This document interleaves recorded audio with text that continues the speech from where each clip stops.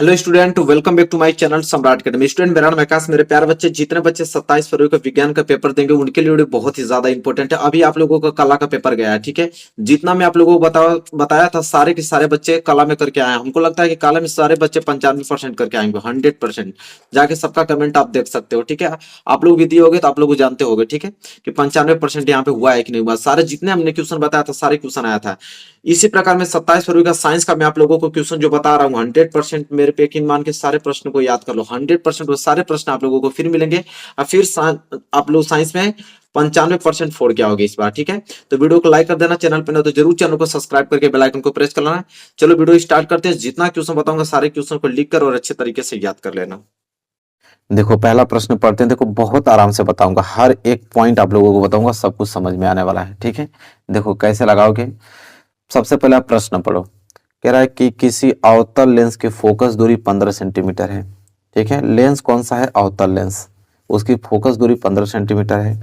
वस्तु को लेंस से कितनी दूरी पर रखें कि इसके द्वारा वस्तु का लेंस से 10 सेंटीमीटर दूरी पर प्रतिबिंब बने, ठीक है।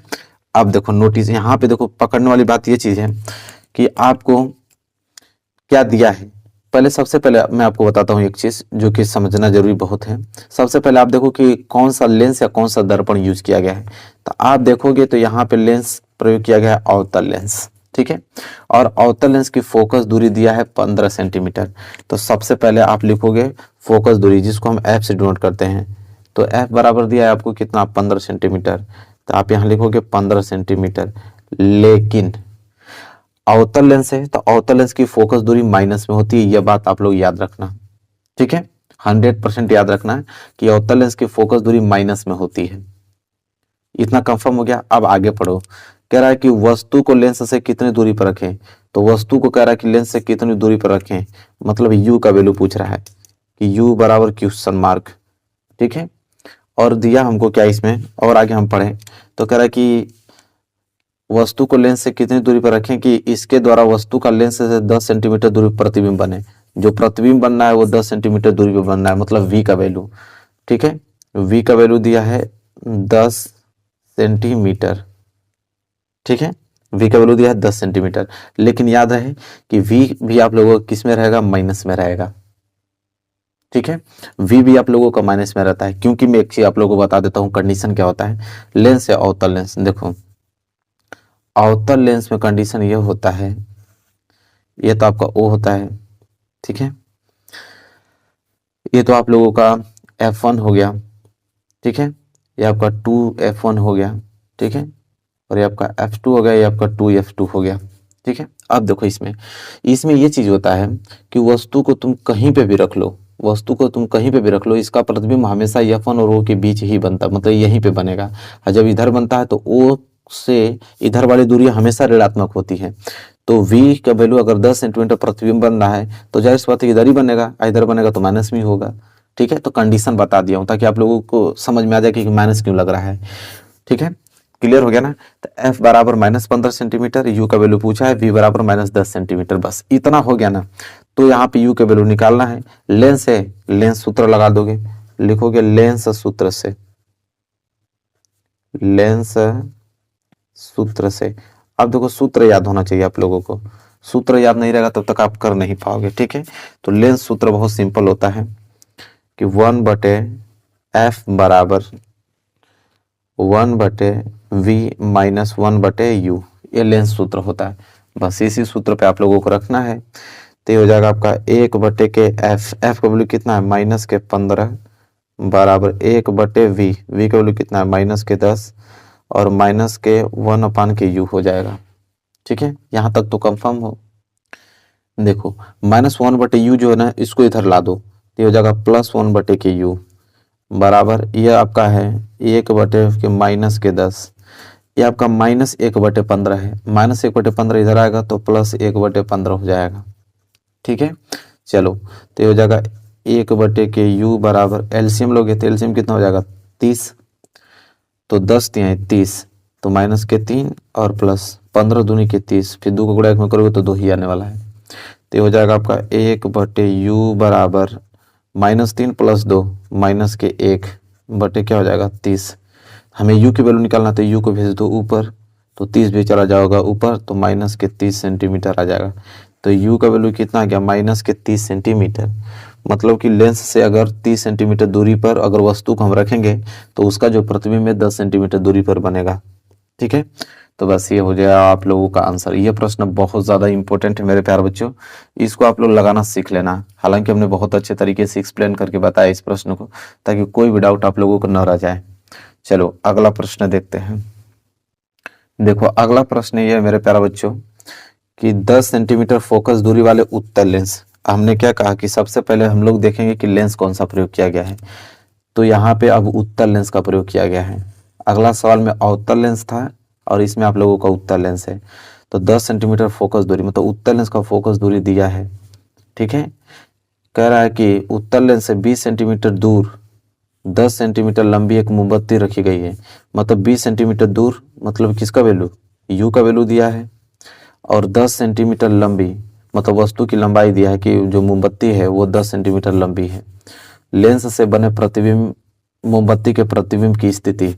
ठीक है, स्थिति मतलब v का वैल्यू, प्रकृति मतलब आपका m का वैल्यू, और लंबाई मतलब h डैश का वैल्यू ज्ञात करना है। तो देखो कितना सिंपल है। वही चीज सबसे पहले हम लोग लिखेंगे फोकस दूरी। ठीक है, तो लिखेंगे फोकस दूरी f बराबर, तो यह बराबर दिया है आपका 10 सेंटीमीटर, और यह प्लस में ही रहेगा क्योंकि अगर अवतल लेंस रहता है यहाँ पे तो अवतल लेंस की फोकस दूरी माइनस में होती है, लेकिन उत्तल लेंस है तो फोकस दूरी आपका प्लस में ही रहने वाला है। ठीक है, और u का वैल्यू दिया है कि वस्तु की कितनी दूरी पर वस्तु रखी गई है 20 सेंटीमीटर, तो u बराबर आपका है 20 सेंटीमीटर, लेकिन यह माइनस में होगा। एक बात याद रखिएगा, u हमेशा माइनस में होता है। ठीक है, इसलिए माइनस में होता है क्योंकि वो इस साइड होता है। वस्तु को कभी भी रखते हैं तो इस साइड रखते हैं। जैसे उत्तल लेंस है तो उत्तल लेंस ऐसे ही बनता है ना, तो वस्तु के जब भी रखोगे तो इसी साइड में रखोगे, और इस साइड की दूरियां जितनी भी हैं सब माइनस में होती हैं। तो यह बराबर 10 सेंटीमीटर, u बराबर माइनस के 20 सेंटीमीटर। ठीक है, और हमसे पूछा है v का वैल्यू, m का वैल्यू, h डैश का वैल्यू, और एक चीज दिया है हमको कि 10 सेंटीमीटर लंबी मोमबत्ती मतलब जो वस्तु है उसकी लंबाई 10 सेंटीमीटर मतलब h का वैल्यू। ठीक है, h का वैल्यू दिया है 10 सेंटीमीटर। h मतलब क्या होता है, वस्तु की लंबाई मतलब बिंब की लंबाई दिया है। तो सबसे पहले तो हम लोग लगाएंगे यहाँ पे लेंस सूत्र, और लेंस सूत्र से हम पहले v निकालेंगे। तो यहाँ पे लिखेंगे लेंस सूत्र से, लेंस सूत्र से, और लेंस सूत्र अभी हमने बताया आपको कि 1/f बराबर 1/v और माइनस के 1/u होता है।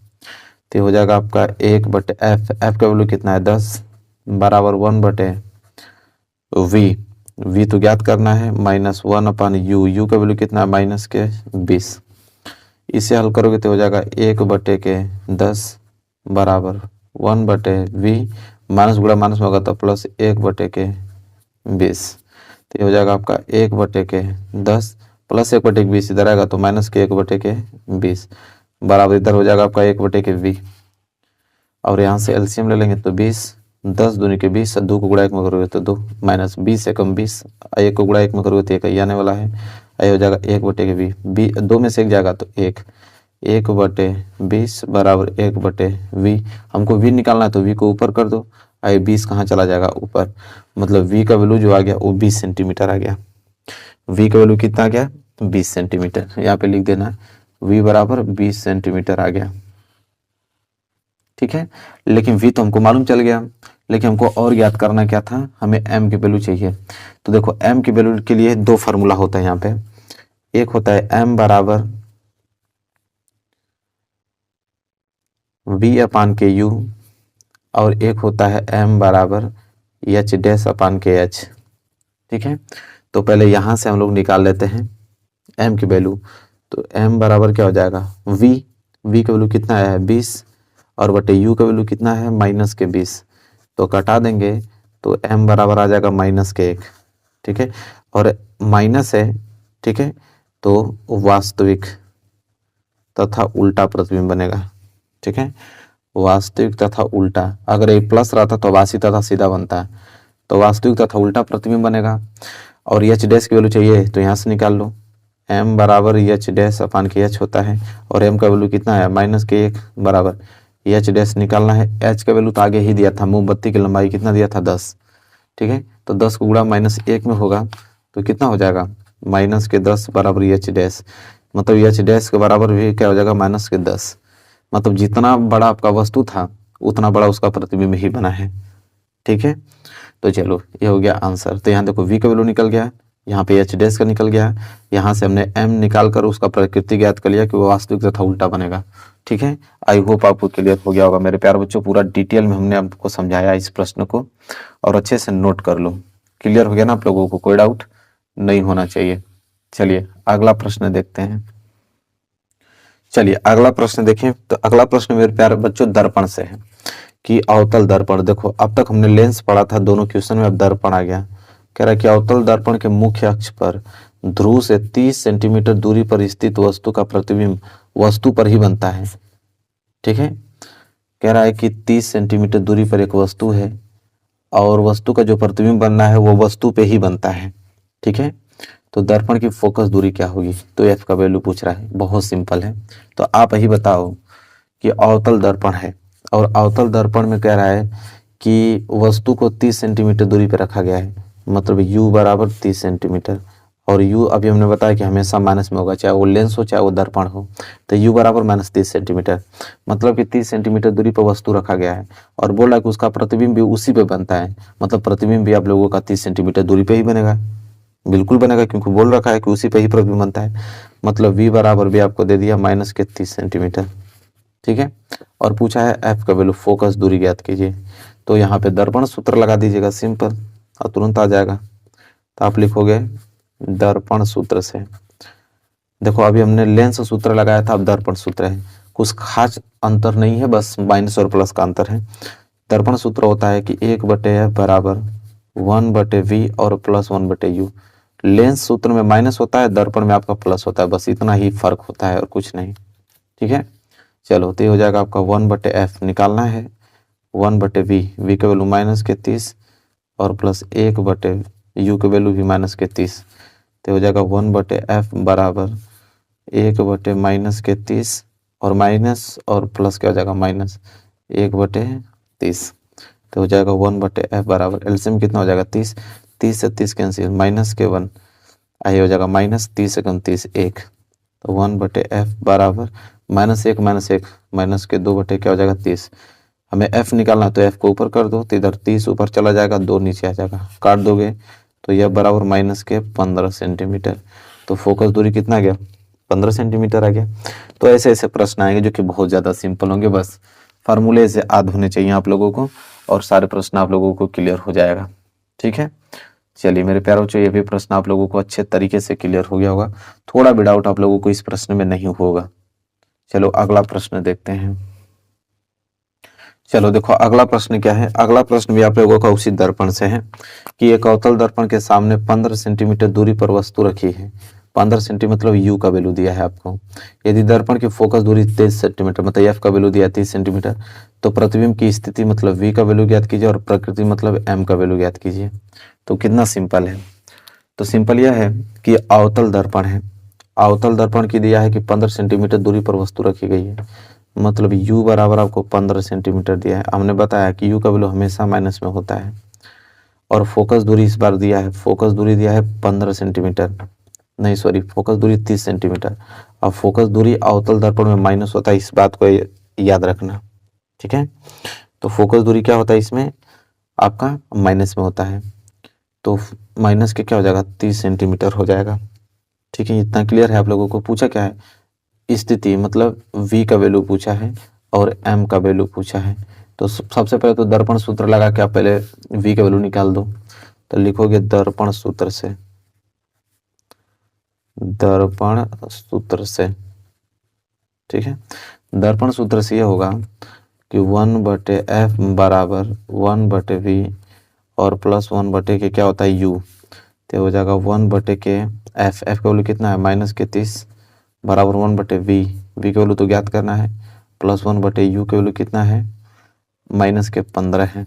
ठीक है, इसे हल करेंगे तो ये हो जाएगा 1/-30 बराबर हो जाएगा 1/v, माइनस को गुणा प्लस में करोगे तो -1 कितना आ जाएगा 15। अब करना क्या है कि 1/-30, ये -1/15 इधर आएगा तो +1 क्या हो जाएगा 15, बराबर इधर बच गया 1/v।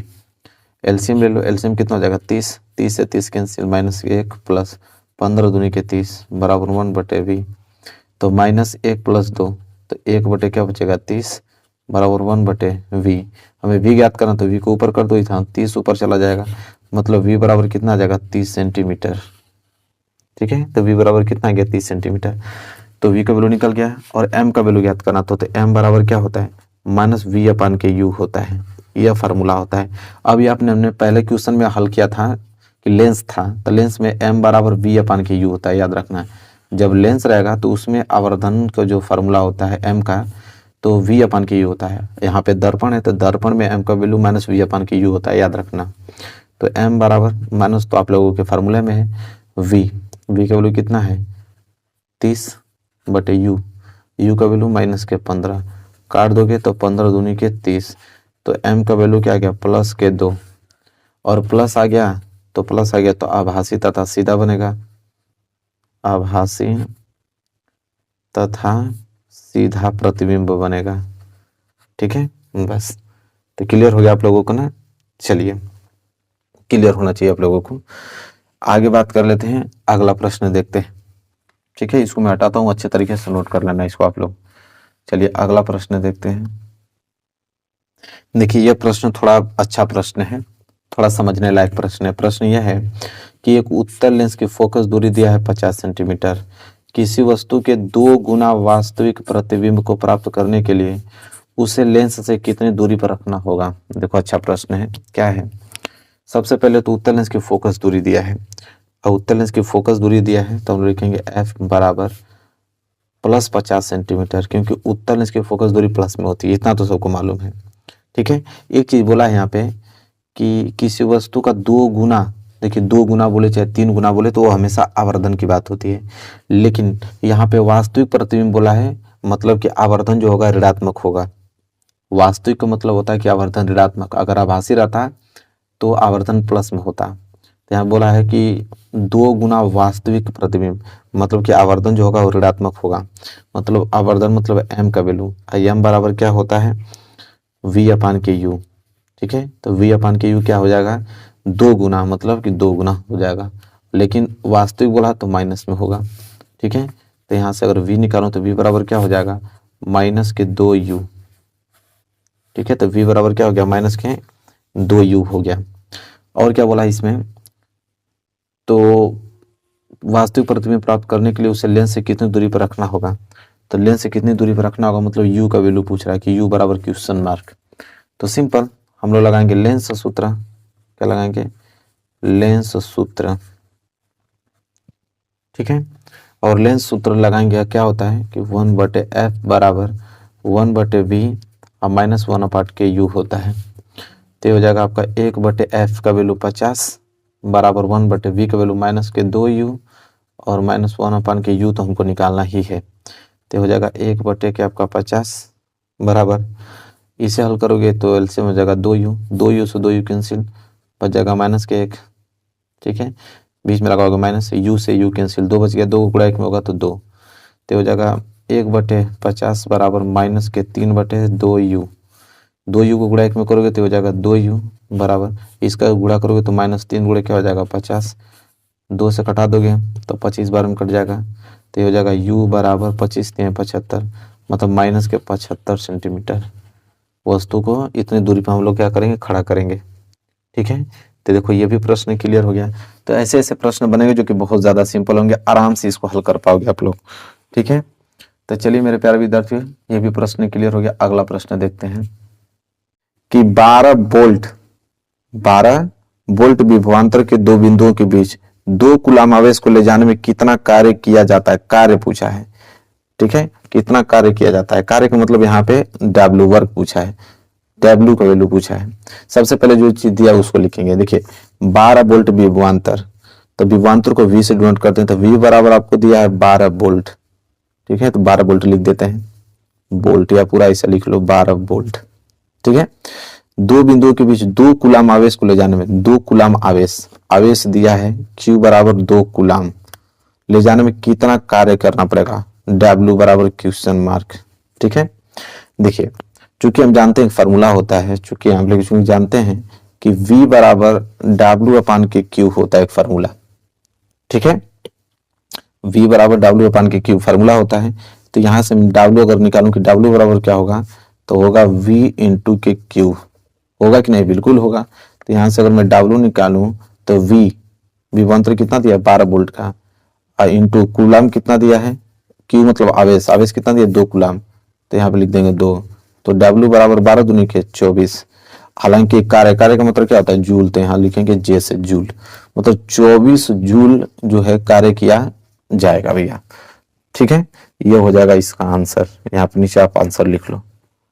समझ में आ रहा है कि नहीं आप लोगों को, बिल्कुल आना चाहिए, ठीक है। बस ये फार्मूले जो मैं आपको बता रहा हूँ, ये फार्मूले आप लोग रट जाइएगा, नहीं तो मैं एक वीडियो बना दूंगा कि फिजिक्स के सभी फार्मूले एक वीडियो में आप लोगों को बता दूंगा, वहां से सारी चीजें क्लियर हो जाएंगी, ठीक है। चलिए अगला प्रश्न देखिए 4 प्रश्न क्या है कि 6 वोल्ट बैटरी से गुजरने वाले हर एक कूलाम आवेश को कितनी ऊर्जा दी जाती है। देखिए बहुत इंपॉर्टेंट प्रश्न है, मतलब प्रश्न वही है, लैंग्वेज चेंज कर दिया है। यहाँ पे आपको ऊर्जा पूछ दिया है, ठीक है। ऊर्जा का मतलब होता है ई, ठीक है, एनर्जी। अब यहाँ अगला प्रश्न में डब्ल्यू पूछा था, इसमें ई पूछ दिया है। 6 वोल्ट बैटरी से गुजरने वाले, तो वोल्ट दिया है मतलब वी का वैल्यू दिया है, तो वी बराबर कितना दिया है 6 वोल्ट, ठीक। हर एक कूलाम, हर एक कूलाम मतलब कूलाम का वैल्यू, क्यू का वैल्यू जो है वो आपका 1 है, क्योंकि हर एक कूलाम बोला है ना, तो क्यू बराबर आपको दिया है यहाँ पे 1 कूलाम। कह रहा है कितनी ऊर्जा दी जाती है, मतलब ई का वैल्यू पूछ लिया, ठीक है। तो चूंकि हम जानते हैं, आप लिखेंगे चूंकि हम जानते हैं कि V बराबर अभी हमने देखा कि W अपान के क्यू होता है, ठीक है। लेकिन एक बात याद रखिएगा कि यहाँ पे जो कार्य होगा ना, तो कार्य ऊर्जा के बराबर होता है। जितना आप कार्य करोगे उतना आप ऊर्जा खर्च करते हो, या तो आप कहोगे जितना मैं ऊर्जा खर्च करता हूँ उतना हमारा कार्य होता है, मतलब कार्य W जो होता है वो E के बराबर होता है, ये बात आप याद रखना। तो जहां पे भी W आएगा वहां पे आप E लिख सकते हो, तो लिखोगे V बराबर W आ गया ना, W जहां हम E लिख सकते हैं, तो E अपान के Q, ये फार्मूला बन गया। अब यहाँ से E अगर निकालूं तो E बराबर क्या हो जाएगा V इंटू के Q। तो यहाँ से अगर मैं E निकालूं तो V का वैल्यू कितना दिया है 6, और Q का वैल्यू कितना दिया है 1 दिया है, तो E बराबर क्या आ जाएगा 6 कम 6, और E आपका क्या है यहाँ पे ऊर्जा है, ठीक है। E आपका यहाँ पे ऊर्जा, तो ऊर्जा का मात्रक भी जूल ही होता है, कार्य का मात्रक जूल, ऊर्जा का मात्रक भी जूल, मतलब 6 जूल यहाँ पे ऊर्जा दी जाएगी। अब यह हो गया आंसर आप लोगों का, ठीक है। तो देखिए सारी चीजें क्लियर हो जाएंगी कब, जब आपको ये फार्मूले से याद रहेंगे, तब ये सिचुएशन से याद रहेंगे कि कार्य ऊर्जा के बराबर होता है, तो W की जगह E लिख सकते हैं, E की जगह W लिख सकते हैं, सारे सिचुएशन से मालूम रहेगा तभी आप कर पाओगे, समझ रहे हो। चलिए अगला प्रश्न बढ़ते हैं, प्रश्न नंबर 5वां। देखिए 5वें में 2 प्रश्न पूछा है, एक ए और एक बी। ए वाला प्रश्न यह है कि यदि किसी विद्युत बल्ब के तंतु का प्रतिरोध 1200 ओम है, तो यह बल्ब 220 वोल्ट स्रोत से कितनी विद्युत धारा लेगा।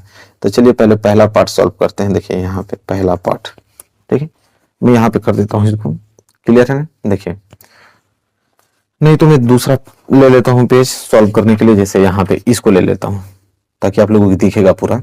देखिए क्या है, यदि किसी विद्युत बल्ब के तंतु का प्रतिरोध, बल्ब के तंतु का प्रतिरोध में समझ रहे हैं, जैसे मैं पहला पार्ट सॉल्व कर रहा हूँ ए, तो बल्ब जो आप लोगों का पीला बल्ब देखें, पीला बल्ब, ठीक है, तो मान लीजिए पीला बल्ब, उसके बीच में जो टंगस्टन का तार होना होता है, जो ये तंतु है, और इसी तंतु का हमें दिया है प्रतिरोध, प्रतिरोध का मतलब आर का वैल्यू, रेजिस्टेंस, आर बराबर दिया है 1200 ओम, तो 1200 ओम हमें आर का वैल्यू दिया है, ठीक है। इसके बाद बोला है कि यह बल्ब 220 वोल्ट स्रोत से, तो 220 वोल्ट मतलब विभवांतर, V बराबर दिया है आपको 220 वोल्ट, ठीक है। पूछ रहा है कितनी धारा लेगा, मतलब I का वैल्यू पूछ रहा है, I बराबर क्वेश्चन मार्क, ठीक है।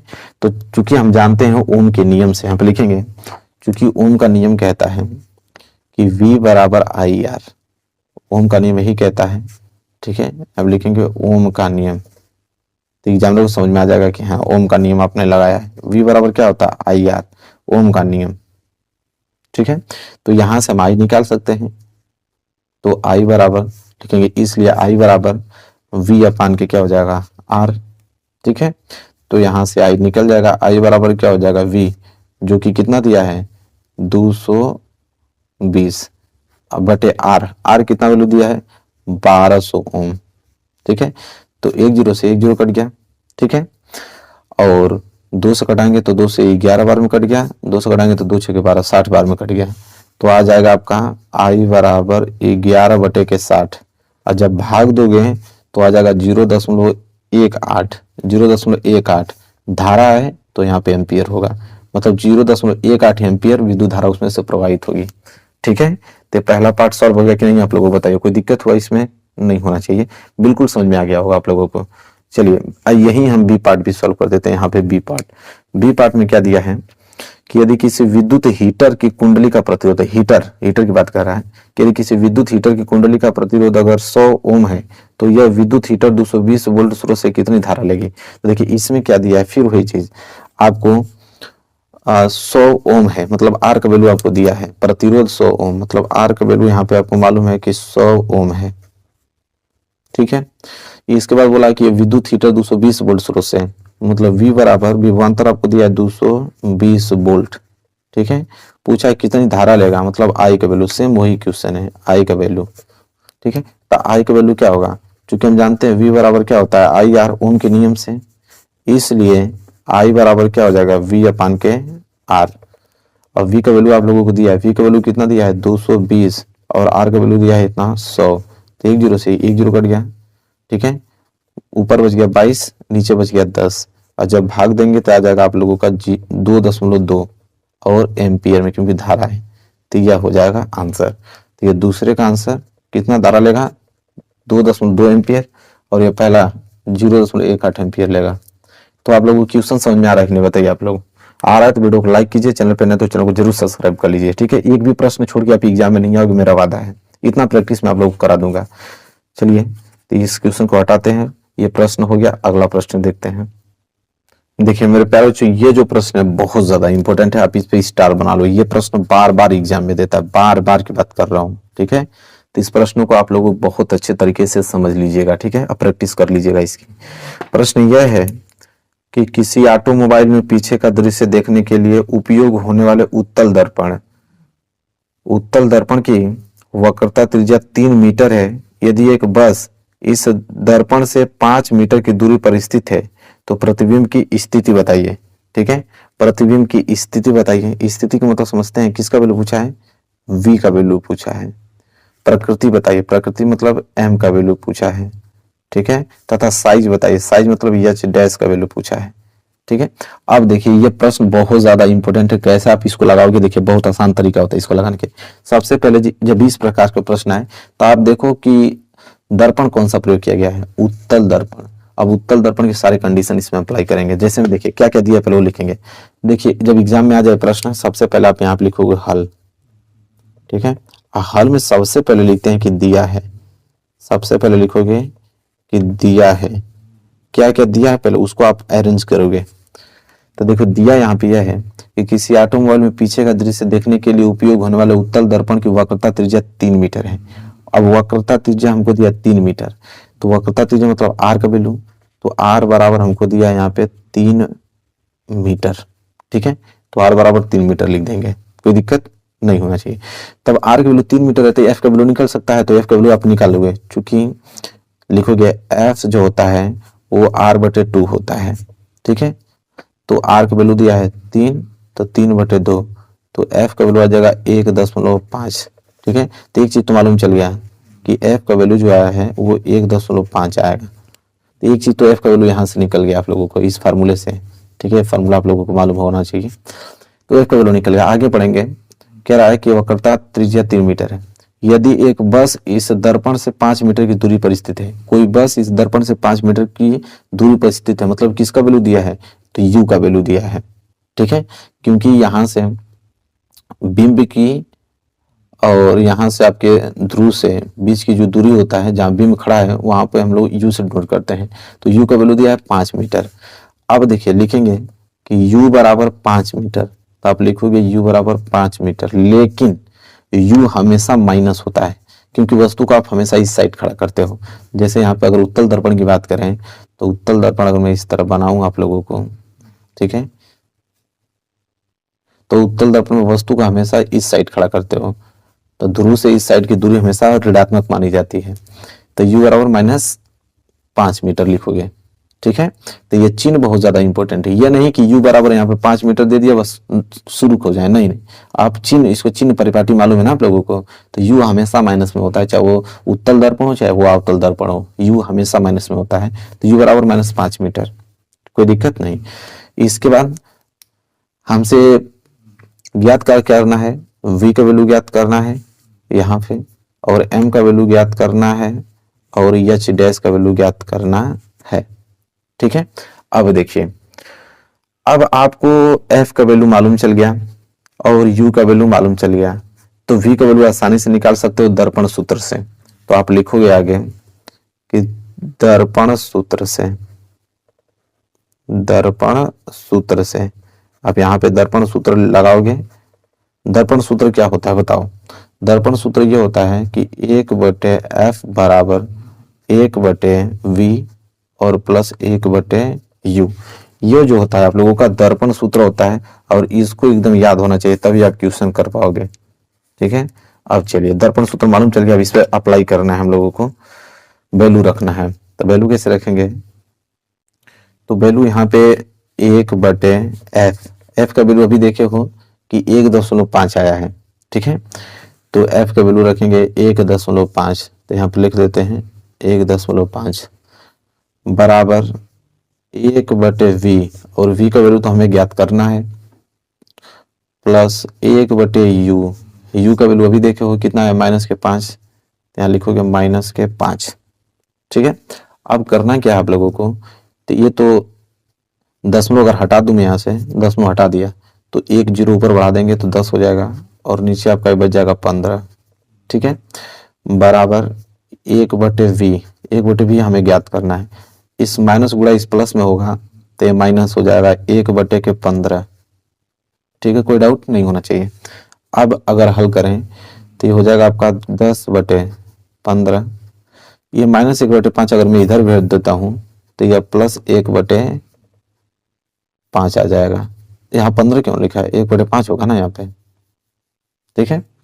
तो ये हो जाएगा आपका 1/5, -1/5 इधर आएगा तो +1/5 बराबर इधर बच जाएगा 1/v, ठीक है।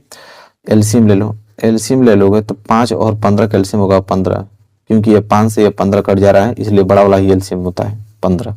तो 15 से 15 कैंसिल, ऊपर बच गया 10, अब प्लस 5 से 15 कितने बार कटेगा, 5 3 15, 3 बार में 3 को गुणा जब 1 में करोगे तो 3 ही आने वाला है, और बराबर 1/v, 10 3 13, तो 13 कितना जाएगा 15 बराबर 1/v।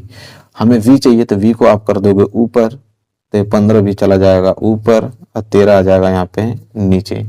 तो अगर v की बात करें, v बराबर 15 में जब 13 का यहाँ पे हम लोग भाग देंगे तो आपको 1.15 बार जाएगा, इतना मीटर, ठीक है। चूंकि एक इसमें आया है प्लस में आया है, ठीक है। तो जो प्रतिबिंब बनेगा कितनी दूरी पे बनेगा, तो 1.15 मीटर की दूरी पे प्रतिबिंब बनेगा, मतलब v का वैल्यू यहाँ पे आप लोगों को मालूम चल गया, ठीक है। तो यहाँ पे नोट कर लीजिए। अब आगे देखिए, एक चीज तो v का वैल्यू यहाँ पे कंफर्म हो गया, अब हमें m की वैल्यू चाहिए, ठीक है, m की वैल्यू चाहिए और h डैश की वैल्यू चाहिए, ठीक है। तो यहाँ पे लिखेंगे m का वैल्यू हम लोग प्रकृति ज्ञात करते हैं, ठीक है। तो यहाँ लिखेंगे कि अब प्रकृति क्या होगी इसकी, प्रकृति हमेशा m पे डिनोट होती है, ठीक है, m बराबर। तो चूंकि हम लोग जानते हैं कि m बराबर फॉर्मूला होता है -v/ku, ठीक है, या तो आप एक फॉर्मूला और होता है m बराबर h डैश अपान के h, जब प्रतिबिंब और बिंब का अनुपात दिया हो, और यहाँ पे प्रतिबिंब की दूरी और बिंब की दूरी का अनुपात दिया होता है, तो दोनों में से कोई फॉर्मूला अप्लाई कर दोगे जो वैल्यू आपको दिया रहता है। तो देखिए v का वैल्यू मालूम ही चल गया, u का वैल्यू मालूम ही चल गया है, तो यहाँ से m का वैल्यू निकाल सकते हैं आराम से।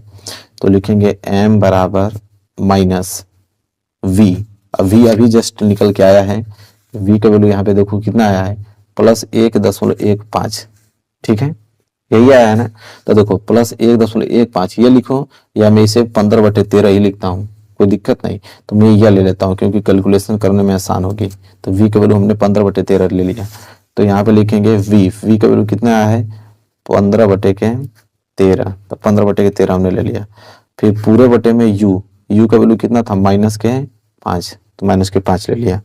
ठीक है, तो यहाँ पे कुछ नहीं, नीचे तो आप 1 मान लो, तो यहाँ से m का वैल्यू निकालोगे तो m बराबर क्या हो जाएगा, ये माइनस माइनस कैंसिल कर दो। ठीक है, तो ये हो जाएगा 15/13, यह भाग में है तो गुणा में चेंज करेंगे तो a कहाँ चला जाएगा, ऊपर, और 5 नीचे आ जाएगा।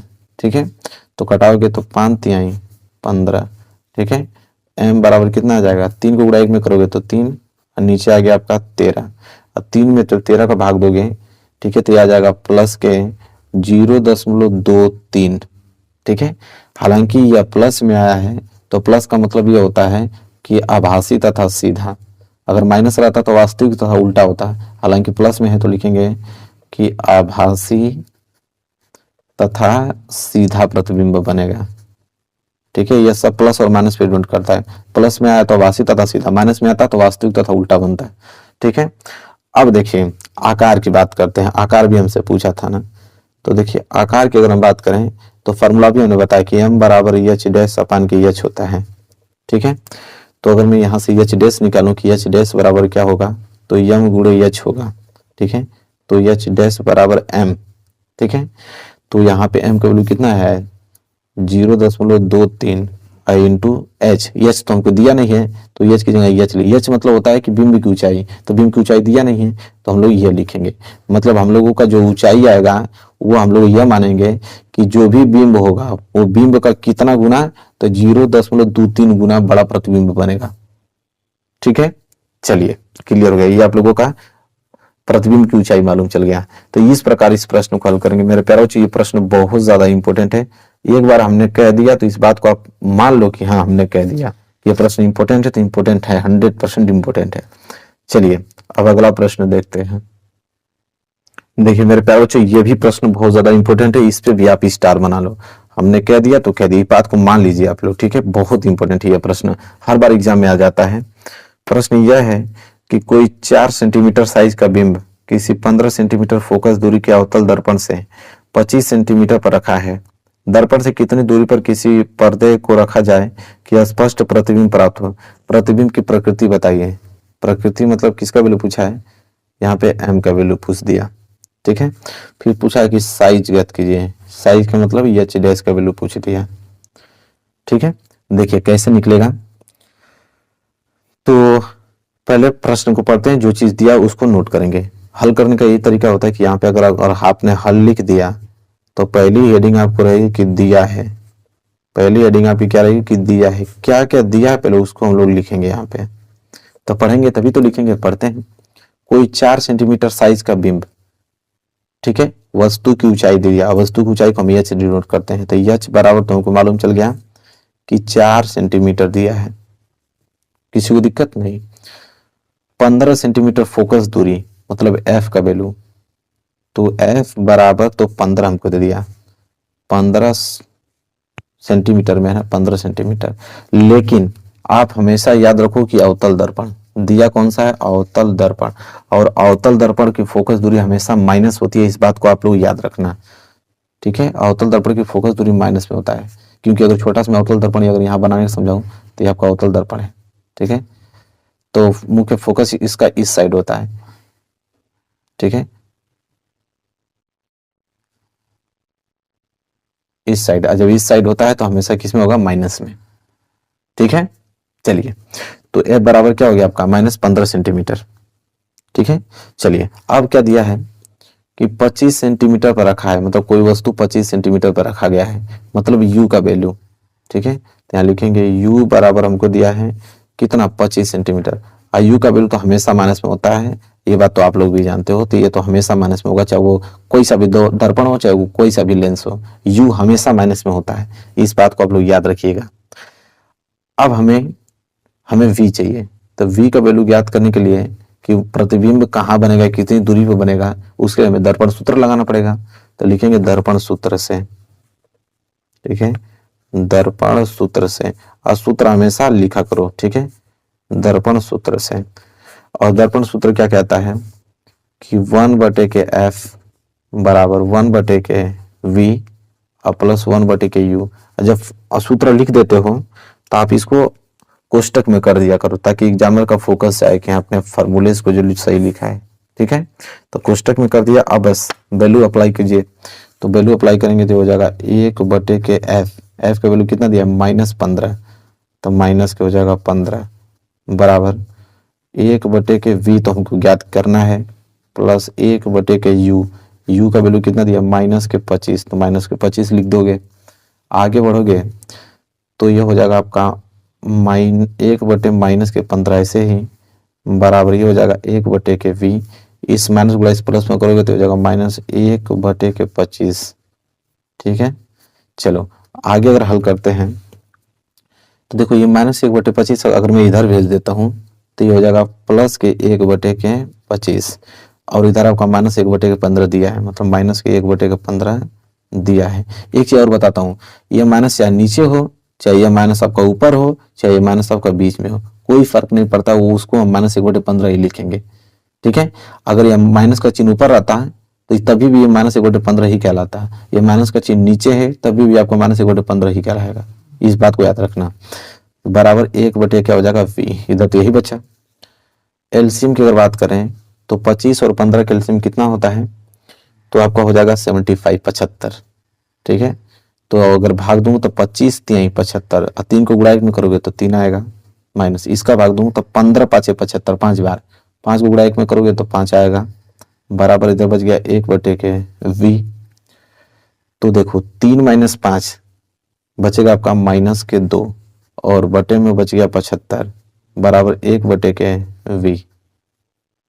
कोई डाउट नहीं, तो वी निकालना है तो वी को ऊपर भेज दो, तो 75 भी मेरा कहाँ चला जाएगा ऊपर और -2 के कहाँ जाएगा नीचे। ठीक है, तो अगर मैं यहाँ से v निकालूं कि v बराबर क्या होगा तो भाग दे दीजिए, तो अगर 2 से मैं कटाऊं तो आ जाएगा -37.5 सेंटीमीटर। ये हमें v का वैल्यू प्राप्त हो गया, मतलब इतना दूरी पे हमें वस्तु का प्रतिबिंब देखने को मिलेगा। ठीक है, वस्तु का प्रतिबिंब इतना दूरी पे बनता हुआ प्रतीत होगा। ठीक है, क्लियर हो गया यहाँ तक, तो v का वैल्यू तो निकल गया। आगे देखते हैं और किसकी वैल्यू निकालना है हमें, तो हमें v का वैल्यू निकल गया, हमें m का वैल्यू निकालना है। किसका, m का वैल्यू निकालना है, तो m का वैल्यू यहाँ मैं निकाल देता हूँ साइड में, क्योंकि जगह मेरे पास पर्याप्त है यहाँ पे, तो यहाँ निकाल देता हूँ। ठीक है, आप लोग अपने नीचे कॉपी के नीचे उतार लीजिएगा। तो अगर मैं m का वैल्यू निकालूं तो m बराबर अभी हमने फार्मूला देखा कि m बराबर 2 फार्मूला होता है, एक तो -v/u होता है और एक m बराबर h' होता है। ठीक है, तो पहले हम लोग इस फार्मूले से लगाएंगे, तो m पहले निकाले, m बराबर क्या हो जाएगा -v, अब v का वैल्यू अभी आया है कितना -37.5, तो हम लोग ये नहीं लेंगे क्योंकि ये लेंगे तो कैलकुलेशन बहुत हार्ड होगा, तो हम v का वैल्यू ये लेंगे 75/-2। ठीक है, तो चलिए ले लेते हैं, तो यहाँ पे हो जाएगा -75/2 आया ना, तो एक तो माइनस फार्मूले में है और यह v का वैल्यू -75/2 आ गया। ठीक है, फिर बटे में है u का वैल्यू आया है -25, इसे हल करेंगे तो m बराबर क्या हो जाएगा माइनस माइनस प्लस, तो हो जाएगा 75/2 और ये पूरे बटे में है आपका -25। ठीक है, जब इसको हल करेंगे तो m बराबर क्या हो जाएगा यहाँ पे 75 यहाँ पे 2, तो देखो m ये जो गुणा होगा ये जाके इसमें मल्टीप्लाई हो जाएगा, क्योंकि 75/2 और बटे में क्या है -25, तो ये तो ऊपर बच जाएगा 75 और नीचे 25 दूनी के 50, तो -50 बच गया। ठीक है, तो m बराबर क्या हो जाएगा, जब इसे कटाएंगे तो 25 3 75, 25 दूना के 50, मतलब 3/-2, तो m का वैल्यू देखिए आसानी से निकल गया, कितना आ जाएगा 1.5 आ जाएगा, -1.5 सेंटीमीटर। ठीक है, m का वैल्यू आ गया, सेंटीमीटर नहीं, सेंटीमीटर तो कट जाएगा ना, क्योंकि देखिए 75/2 ये भी सेंटीमीटर में था, -25 ये भी सेंटीमीटर, सेंटीमीटर सेंटीमीटर कैंसिल हो गया ना, ये m का वैल्यू आ गया -1.5। ठीक है, और देखो माइनस आ गया, इसका मतलब कि वास्तविक तथा उल्टा बनेगा, वास्तविक तथा उल्टा। अगर ये प्लस में आता है तो आभासी तथा सीधा प्रतिबिंब बनता है, तो प्रकृति कैसी निकली इसकी, वास्तविक तथा उल्टा निकला, कोई डाउट नहीं होना चाहिए। ठीक है, इस बात को। अब देखिए हमें h' का वैल्यू भी चाहिए, प्रतिबिंब का आकार, देखो प्रतिबिंब का आकार चाहिए, उसके लिए मैं ये पेज लेता हूँ, फॉर्मूला होता है m बराबर एच डैश अपान के h, यही होता है। और एच m का वैल्यू तो अभी निकला है, m का वैल्यू कितना निकला है 3/-2, तो m की जगह मैं लिख दूंगा 3/-2 बराबर एच डैश का वैल्यू तो हमें निकालना है। एच का वैल्यू हमें शुरू में ही दिया था 4 सेंटीमीटर, देखिए एच का वैल्यू 4 सेंटीमीटर, तो यहाँ पे लिख देंगे 4। तो इसको अगर मैं कटा दूं तो कट जाएगा 2 बार में, ठीक है। और इसका गुणा इसमें कर दूं तो आ जाएगा 2×3=6 -6 बराबर एच डैश, तो एच डैश बराबर आ गया -6, ठीक है। इतना सेंटीमीटर हमारा जो प्रतिबिंब की ऊंचाई होगा। माइनस में क्यों आया है, क्योंकि माइनस में इसलिए आया है क्योंकि प्रतिबिंब उल्टा बन रहा है। जब उल्टा आएगा तो 100% माइनस में होगा, क्योंकि नीचे की लंबाई हमेशा माइनस में नापी जाती है। तो क्लियर हो गया। देखिए हमने एच डैश भी निकाल दिया, ठीक है, और हमने यहाँ पे v भी निकाल दिया, हमने यहाँ पे m भी निकाल दिया। तो ये क्वेश्चन कंप्लीट हुआ कि नहीं। तो ये प्रश्न मैं फिर से दिखा देता हूँ, ये प्रश्न इतना ज्यादा इंपॉर्टेंट है, हाईलाइटेड प्रश्न है, 3 स्टार हमने दिया है, तो समझ सकते हैं कि कितना इंपॉर्टेंट है, ठीक है। इसको एकदम तैयार करना है। चलिए अगला प्रश्न देखते हैं। देखिए अगला प्रश्न यह है कि एक गोलीय दर्पण की वक्रता त्रिज्या 20 सेंटीमीटर, इसकी फोकस दूरी क्या होगी। देखिए बहुविकल्पीय प्रश्न पूछ लेता है, ठीक है। तो बहुविकल्पीय प्रश्न पूछ देगा तो सिंपल है प्रश्न है, कैसे लगाओगे। देखिए एक गोलीय दर्पण की वक्रता त्रिज्या, तो वक्रता त्रिज्या मतलब r बराबर आपको दिया है कि 20 सेंटीमीटर है, ठीक है। इसकी फोकस दूरी f का वैल्यू पूछा है कि f बराबर क्या होगा। तो सिंपल इसका फॉर्मूला होता है, चूंकि हम लोग जानते हैं कि f बराबर r बटे क्या होता है 2, ठीक है। तो यहाँ से f बराबर क्या हो जाएगा r, r की वैल्यू कितना है 20/2, कैंसिल करोगे तो आ जाएगा 10 सेंटीमीटर। तब f बराबर कितना आ गया 10 सेंटीमीटर। तो यह प्रश्न छोटा है लेकिन इंपॉर्टेंट है, आपके एग्जाम में बहुविकल्पीय बनता है। तो बहुत लोगों को लगाना नहीं मालूम था, इसलिए हमने इसको बता दिया, क्योंकि इंपॉर्टेंट प्रश्न यहाँ से बनेंगे, ठीक है। चलिए मेरे प्यारे बच्चों अगला प्रश्न देखो, यह प्रश्न important, very very most important है। यह प्रश्न बहुत बार एग्जाम में आ चुका है, ठीक है। अब ये प्रश्न क्या रहा है इसको आप लोगों को समझना होगा, ठीक है, क्योंकि प्रश्न बहुत ज्यादा इंपॉर्टेंट है। तो इसकी लैंग्वेज को आपको समझना पड़ेगा, तभी आप इसको लगा पाओगे। देखिए प्रश्न यह है कि कोई अवतल दर्पण अपने सामने 10 सेंटीमीटर दूरी पर रखे किसी बिंब का 3 गुना आवर्धित बड़ा वास्तविक प्रतिबिंब बनाता है, प्रतिबिंब दर्पण से कितनी दूरी पर है। देखिए प्रश्न बहुत ज्यादा इंपॉर्टेंट है, इसकी लैंग्वेज को समझना है। देखिए सबसे पहले हमको दिया क्या है, कोई अवतल दर्पण अपने सामने 10 सेंटीमीटर दूरी पर रखे किसी वस्तु के या बिंब कहिए, तो 10 सेंटीमीटर दूरी पे कोई बिंब रखा गया है। मतलब हमें u का वैल्यू तो मालूम है, u का वैल्यू तो हमेशा माइनस में होता है, तो सबको मालूम है, मतलब -10 सेंटीमीटर u का वैल्यू हमको मालूम है। कह रहा है कि 3 गुना आवर्धित वास्तविक प्रतिबिंब बनाता है। देखिए जब भी आपको 3 गुना दे दे, गुना, जब भी 3 गुना दे दे, 4 गुना दे दे, 5 गुना दे दे, तो गुना दे दिया मतलब ये गुना जो है वो किसको डिनोट करता है, आवर्धन को, m को डिनोट करता है। तो देखो m का वैल्यू जो दिया है वो 3 गुना है, ठीक है, लेकिन यहाँ पे वास्तविक लगा दिया, वास्तविक, तो वास्तविक लग गया। 100% वास्तविक लगने का मतलब ये चीज होता है कि m का वैल्यू माइनस में ही होगा, क्योंकि अभी आपने देखा कि माइनस में होता है तो वास्तविक लगाते हैं। अगर यही आभासी बोल देता ना तो यहाँ प्लस हो जाता है, लेकिन बोला हमको कि वास्तविक बनाता है। वास्तविक मतलब कि जो आवर्धन होगा 100% माइनस में होगा। तो m बराबर कितना गया -3। -3 क्यों आया है, क्योंकि इसमें बोला है कि वास्तविक प्रतिबिंब, यहाँ को स्टेप लिख लीजिएगा, क्योंकि वास्तविक प्रतिबिंब बोला है इसलिए हमने इसको क्या लिया है माइनस, ठीक है। तो ये हो गया वास्तविक प्रतिबिंब। इसके बाद चूंकि हम जानते हैं प्रतिबिंब दर्पण से कितनी दूरी पर बनेगा, मतलब v का वैल्यू हमसे पूछा है, v का वैल्यू, तो चूंकि हम लिखेंगे, चूंकि हम जानते हैं कि m बराबर -v/u होता है, आवर्धन का फॉर्मूला यही तो होता है, ठीक है। तो m का वैल्यू कितना दिया है -3 बराबर -v/u का वैल्यू कितना दिया -10। तो माइनस माइनस कैंसिल, 10 गुणा इसमें होगा तो 10 33 मतलब -30 बराबर v। तो देखो v बराबर कितना आ गया -30, मतलब लिखोगे v बराबर -30 सेंटीमीटर। देख रहे हो ना, तो सिंपल क्वेश्चन था, लेकिन यहाँ पे इसको लैंग्वेज को समझना बहुत बड़ी बात है। समझ लीजिए क्वेश्चन तो सिंपल है, लेकिन इसको लैंग्वेज को समझना बहुत बड़ी बात होती है। तो बहुत लोगों को मालूम नहीं होता, हालांकि हमने बहुत स्टेप बाय स्टेप बताया, कभी आप भूल नहीं पाओगे, ये मैं जानता हूँ, ठीक है। तो प्रश्न नंबर 9 भी यहाँ पे क्लियर हो गया, ठीक है। चलिए मेरे प्यारे बच्चों प्रश्न नंबर 10वें की तरफ बढ़ते हैं। देखिए प्रश्न नंबर 10वां क्या है। अब देखिए प्रश्न 10वां अब लेंस से आ गया कि किसी अवतल लेंस, ये प्रश्न बहुत ज्यादा इंपॉर्टेंट है, लेंस से ये वाला प्रश्न इंपॉर्टेंट है। किसी अवतल लेंस की फोकस दूरी 15 सेंटीमीटर है। बिंब को लेंस से कितनी दूरी पर रखें कि इसके द्वारा बिंब का लेंस से 10 सेंटीमीटर दूरी पर प्रतिबिंब बने। लेंस द्वारा आवर्धन ज्ञात कीजिए। आवर्धन मतलब एम का वैल्यू। ठीक है, देखिए अब ये बोला क्या है हमसे, इसको देखते हैं। देखना क्या है, हल करने का वही तरीका है कि आप यहाँ पे हल लिखो और पहली हेडिंग आपकी क्या रहेगी कि दिया है। पहली हेडिंग आपकी क्या बनेगी कि दिया है। क्या दिया है तो पढ़ते हैं। किसी अवतल लेंस की फोकस दूरी, तो फोकस दूरी यहाँ पे दिया है 15 सेंटीमीटर। लेंस कौन सा है, अवतल लेंस। तो अवतल लेंस से तो 100% माइनस में होगी, तो लिखेंगे एफ बराबर माइनस के 15 सेंटीमीटर दिया है, तो एफ का वैल्यू तो माइनस के 15 सेंटीमीटर आ गया।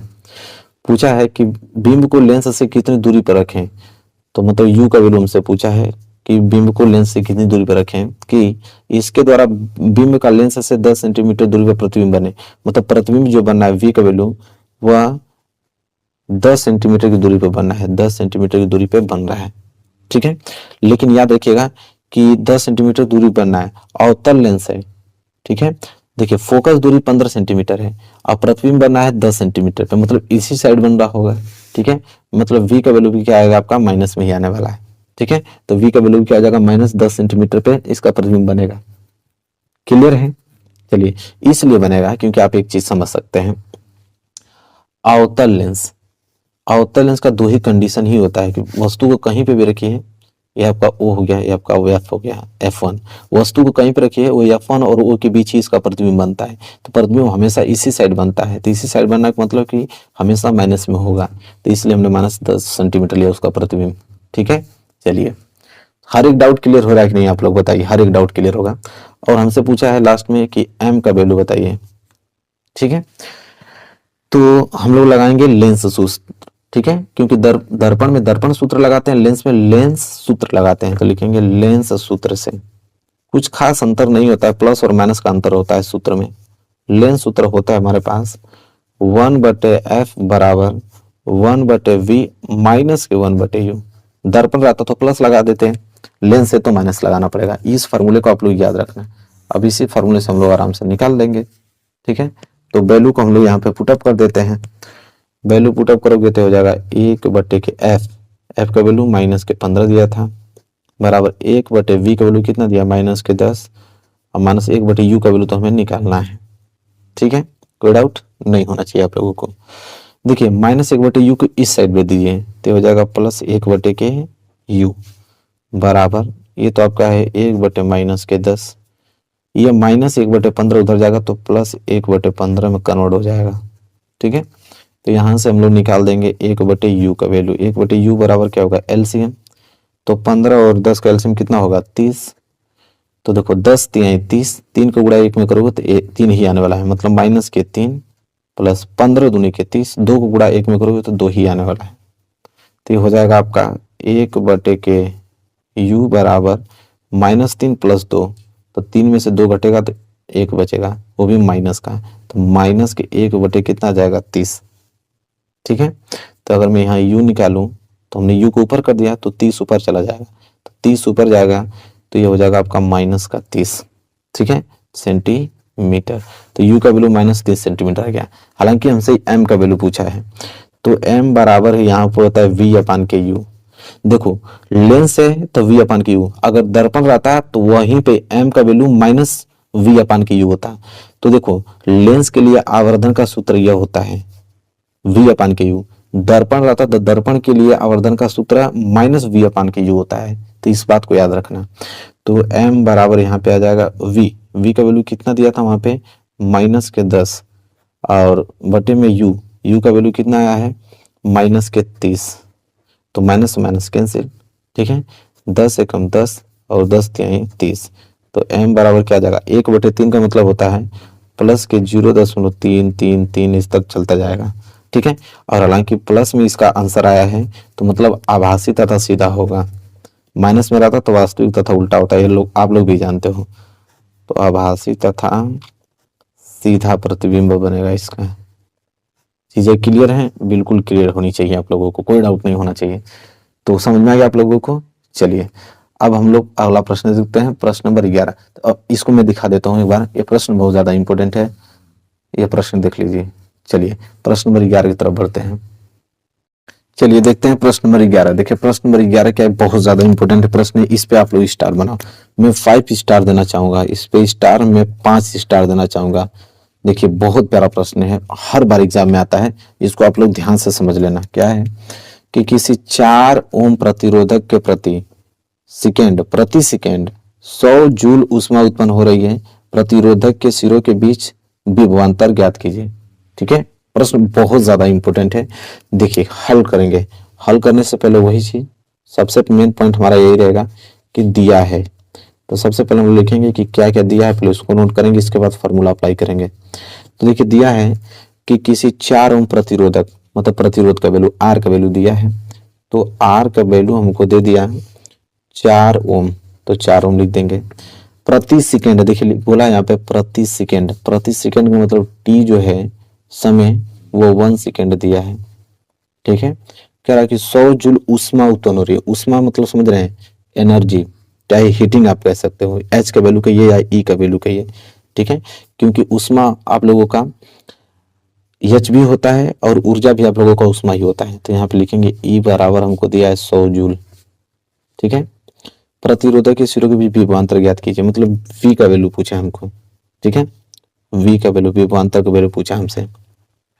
देखिए सबसे पहले करेंगे क्या हम लोग यहाँ पे, समझिए। देखिए लगाने का तरीका क्या है, इसका कैसे लगाएंगे। देखिए फार्मूला हम लोग अप्लाई करना है। ठीक है, फार्मूले के हिसाब से हम लोग इसको हम लोग कन्वर्ट करेंगे। सबसे पहले तो मुझे अगर इसको लगाना होगा, लेकिन लगाने का 3-4 नियम है, क्योंकि 3-4 सूत्र है, 3 सूत्र से लगा सकते हो। ठीक है, मैं न्यूमेरिकल का रियलिटी आपको बता रहा हूँ कि आप इसे 4-5 तरीके से लगा सकते हो, इतने फार्मूले हैं ना, किसी फार्मूले से लगा सकते हो। लेकिन अगर मुझे लगाना होगा तो मैं इसका सिंपल बता रहा हूँ, करना क्या है, मैं कैसे लगाऊंगा इसको। पहले मैं इसको पी का वैल्यू निकालेंगे। अब आप सोचोगे पी का वैल्यू क्यों निकाल रहे, क्योंकि फार्मूला में अप्लाई करना है हम लोग को, तो पहले पी का वैल्यू शक्ति निकालेंगे। पी बराबर फार्मूला होता है ई अपान के टी, पहला फार्मूला। इससे हम क्या करेंगे कि यहाँ से पी निकाल लेंगे, पी बराबर ई कितना दिया है 100 जूल, और टी कितना दिया है 1 सेकेंड। जब इसको हल करोगे तो पी का वैल्यू आ जाएगा 100, और शक्ति का मात्रक वाट होता है, तो ये हो जाएगा वाट, तो पी बराबर आ गया 100 वाट। यहाँ तक क्लियर है। चलिए, चूंकि अब देखिए फार्मूला में अप्लाई कर रहा हूँ, चूंकि हम जानते हैं, लिखेंगे चूंकि हम जानते हैं कि पी बराबर वी स्क्वायर बटे आर होता है, हमको तो वी का भी वैल्यू चाहिए ना, तो मैं किसी फार्मूले से लगाऊं, तो पी बराबर वी स्क्वायर बटे आर होता है। इसलिए अगर मैं वी स्क्वायर निकालूं तो वी स्क्वायर बराबर क्या हो जाएगा, पी इंटू आर, होगा कि नहीं, बिल्कुल। तो अगर इसलिए अगर v निकालूं तो यह वर्ग है, तो उधर जाएगा तो वर्गमूल में, मतलब करड़ी में p इंटू आर आ जाएगा। ठीक है, तो यहाँ देखो v निकल जाएगा, v बराबर क्या आ जाएगा, p का वैल्यू भी निकला है 100, तो 100 वाट इंटू आर, प्रतिरोध हमको 4 ओम दिया है, तो ये हो जाएगा 4, तो v बराबर क्या हो जाएगा, यहाँ पे देखो 100 का वर्गमूल तो 10 निकल जाएगा, और 4 का वर्गमूल 2 निकल जाएगा, इसलिए v बराबर 10 दूनी के 20, और विभवांतर का मात्रक वोल्ट होता है, तो इसलिए हो जाएगा वोल्ट, मतलब 20 वोल्ट। तो कोई जरूरी नहीं है कि इसी फार्मूला से आप लगाओ, 3-4 फार्मूले जो रहे हैं उससे आप लगा सकते हो, लेकिन ये सबसे आसान फार्मूला हमको लगता है, ये आसान तरीका लगता है इस क्वेश्चन को सॉल्व करने के लिए, इसलिए बताया हूँ। करना क्या है, यहाँ से बस आप पी का वैल्यू निकाल लीजिए, आप फार्मूला ये अप्लाई कर दीजिए, तो आंसर वी का वैल्यू निकल जाएगा।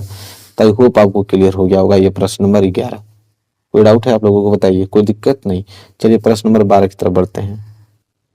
चलिए मेरे प्यारे विद्यार्थी, देखिए प्रश्न नंबर 12, इस पे अभी स्टार आप बना लीजिए। ठीक है, जो जो प्रश्न आपको बता रहा हूँ सब स्टार लायक है, सभी प्रश्न आपके एग्जाम में बनने वाले हैं, तो इससे बाहर एग्जाम में नहीं प्रश्न आएगा, नहीं तो अगर कर लोगे तो पूरा का पूरा एग्जाम क्लियर कर डालोगे। देखो कैसे, क्या है कि 20 ओम प्रतिरोधक की कोई विद्युत स्त्री मतलब प्रेस 5 एम्पीयर विद्युत धारा लेती है, 30 सेकेंड में उत्पन्न ऊष्मा परिकलित कीजिए। ठीक है, वही चीज सिंपल हल करेंगे, और पहला तो मेन पर्पस यही रहेगा कि दिया है, क्या दिया है पहले आप उसको अरेंज करोगे, इसके बाद फार्मूला सोचोगे। तो देखिए 20 ओम प्रतिरोधक मतलब आर का वैल्यू दिया है 20 ओम। ठीक है, विद्युत इससे 5 एम्पियर विद्युत धारा लेती है, मतलब आई का वैल्यू दिया है 5 एम्पियर, 30 सेकेंड में, मतलब टी का वैल्यू दिया है 30 सेकेंड। पूछ रहा उत्पन्न एच का वैल्यू बताइए, ऊष्मा एच। तो सिंपल है फार्मूला, कितना सिंपल, क्योंकि हम जानते हैं एच बराबर आई स्क्वायर आर टी होता है, सबको मालूम है एच बराबर आई स्क्वायर आर टी। तो रख दो एच बराबर क्या हो जाएगा आई स्क्वायर, आई का मतलब 5, तो 5 गुणे 5, आर का वैल्यू 20, टी का वैल्यू 30, ठीक है। तो एच का वैल्यू कितना हो जाएगा 25, 25 दूना के 50, तो 500 गुणे 30, तो एच बराबर 5 आई 15 3 0, तो 15,000 जूल, ठीक है। चाहे तो इसे किलो जूल में भी लिख सकते हो, एच बराबर आप लिख दो 15 किलो जूल होगा, ठीक है। तो चाहे 15 किलो जूल लिखो, चाहे सिर्फ जूल लिखो, 15,000 जूल, बात एक ही है, ठीक है। तो ये आपका आंसर आ गया। तो देख रहे हो प्रश्न बहुत ज्यादा इंपॉर्टेंट, बस फॉर्मूले याद होने चाहिए, फॉर्मूला याद है तो सब प्रश्न आप कर डालोगे, आराम से कर डालोगे, कोई दिक्कत नहीं होगा, ठीक है। तो यहाँ तक चीजें क्लियर है। चलिए आगे बढ़ते हैं, प्रश्न नंबर 13 देखते हैं। चलिए देखिए ये भी प्रश्न बहुत ज्यादा इंपॉर्टेंट है, इस पे भी आप स्टार बना लो, ठीक है। प्रश्न क्या है, इसको पढ़ते हैं। देखो प्रश्न यह है कि कोई विद्युत बल्ब है 220 वोल्ट के जनित्र से संयोजित है, मतलब जनरेटर से संयोजित है। यदि बल्ब से 0.5 एम्पीयर विद्युत धारा बह रही है तो विद्युत बल्ब की शक्ति बताइए, मतलब पी का वैल्यू पूछा है। तो सेम वही चीज है, हल में सबसे पहले लिखेंगे कि दिया है, ठीक है। सबसे मेन पर्पस हमारा यही रहेगा कि दिया है, क्या दिया है। तो दिया यह है कि 220 वोल्ट, मतलब V का वैल्यू दिया है आपको 220 वोल्ट, कह रहा है कि 0.5 एम्पियर धारा बह रही है, मतलब I बराबर दिया है 0.5 एम्पियर। पूछ रहा है कि शक्ति बताइए, P बराबर क्वेश्चन मार्क।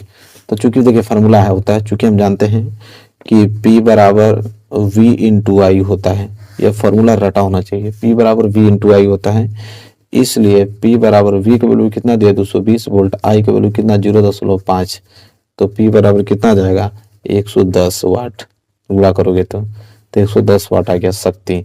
तो ये ऐसे छोटे छोटे प्रश्न हैं और इसका बस फार्मूला याद होना चाहिए, फार्मूला याद है तो सारे प्रश्न आप लोगों को हल हो जाएंगे, ठीक है।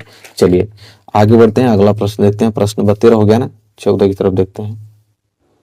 देखिए मेरे प्यारे बच्चों, ये देखिए प्रश्न बहुत ज्यादा इंपॉर्टेंट है और इस प्रश्न को कैसे हल करेंगे ये तरीका सीख लो, ये प्रश्न को स्टार बना लो, क्योंकि जब तक स्टार नहीं बनाएंगे तब तक आपको भरोसा नहीं होगा कि ये प्रश्न इंपॉर्टेंट है, ठीक है।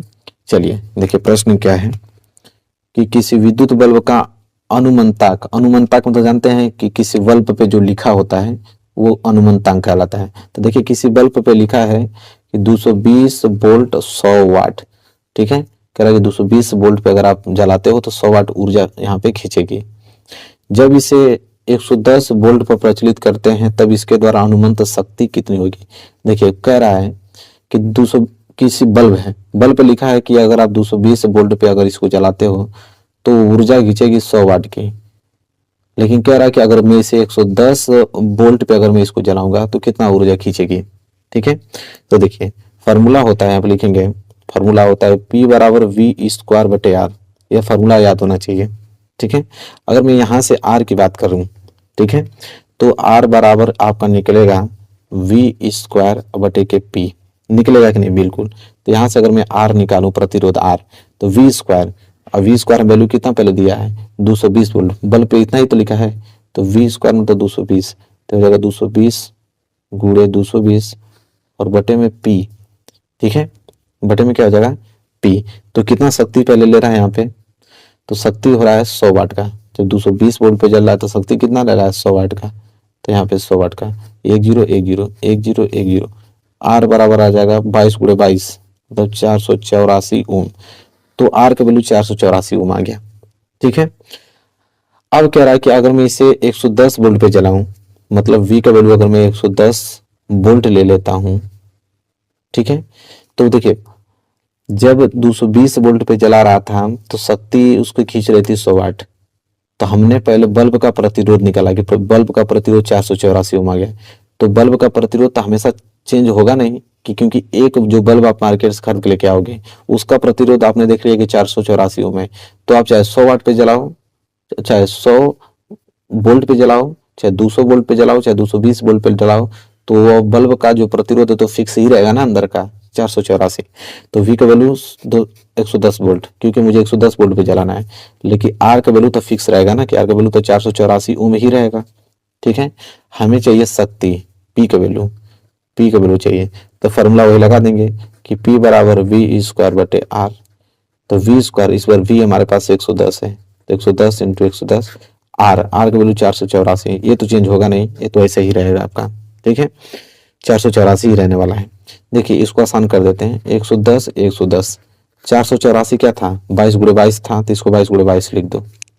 11 से घटाओ, 11 दाम 110, 11 दूनी के 22, फिर 11 दाम 110, 11 दूनी के 22, फिर 2 से घटाओ, 2 5 10, 2 5 10, ऊपर 5 फिर ऊपर 5, तो 5 5 25, ठीक है।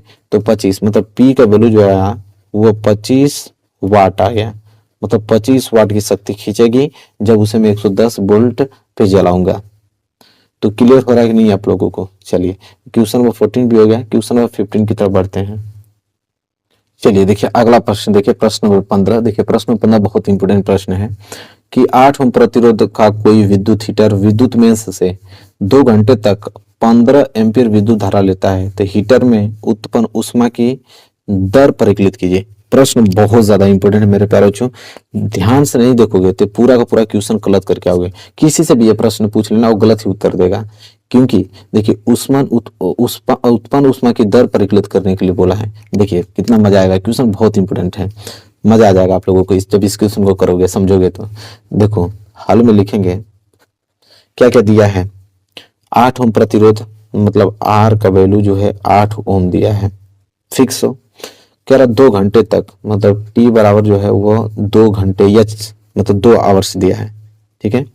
और आई का वैल्यू कितना दिया है 15 एम्पियर, तो आई बराबर हो जाएगा 15 एम्पियर।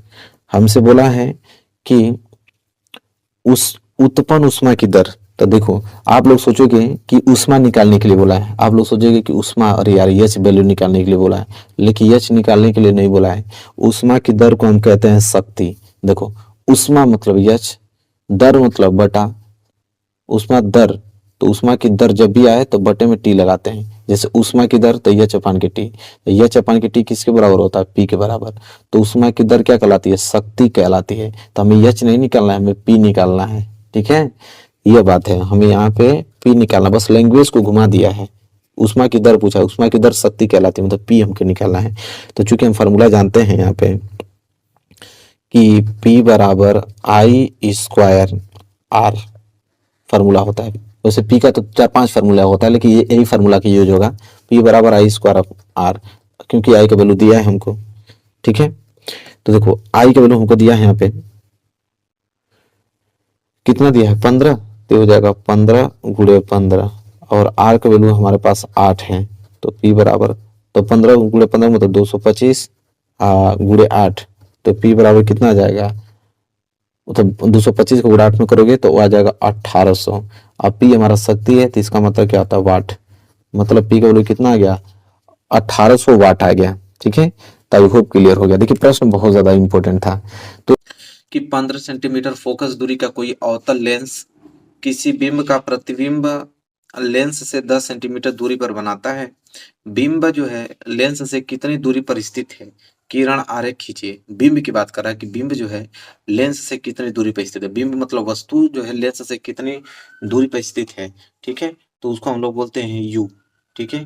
तो यू का वैल्यू हमसे यहाँ पे पूछा हुआ है। कैसे सॉल्व करेंगे, देखें जब भी आप कंफ्यूज होता है ना, तो एक छोटा सा देखिए, एक चीज और बोला यहाँ पे, किरण आरेख खींचिए। यह प्रश्न बहुत ज्यादा इंपॉर्टेंट है, किरण आरेख भी खींचना है। चलिए मैं सब कुछ आप लोगों को बताने वाला हूँ डिटेल में। देखिए सबसे पहले हम लोग करेंगे क्या, यहाँ पे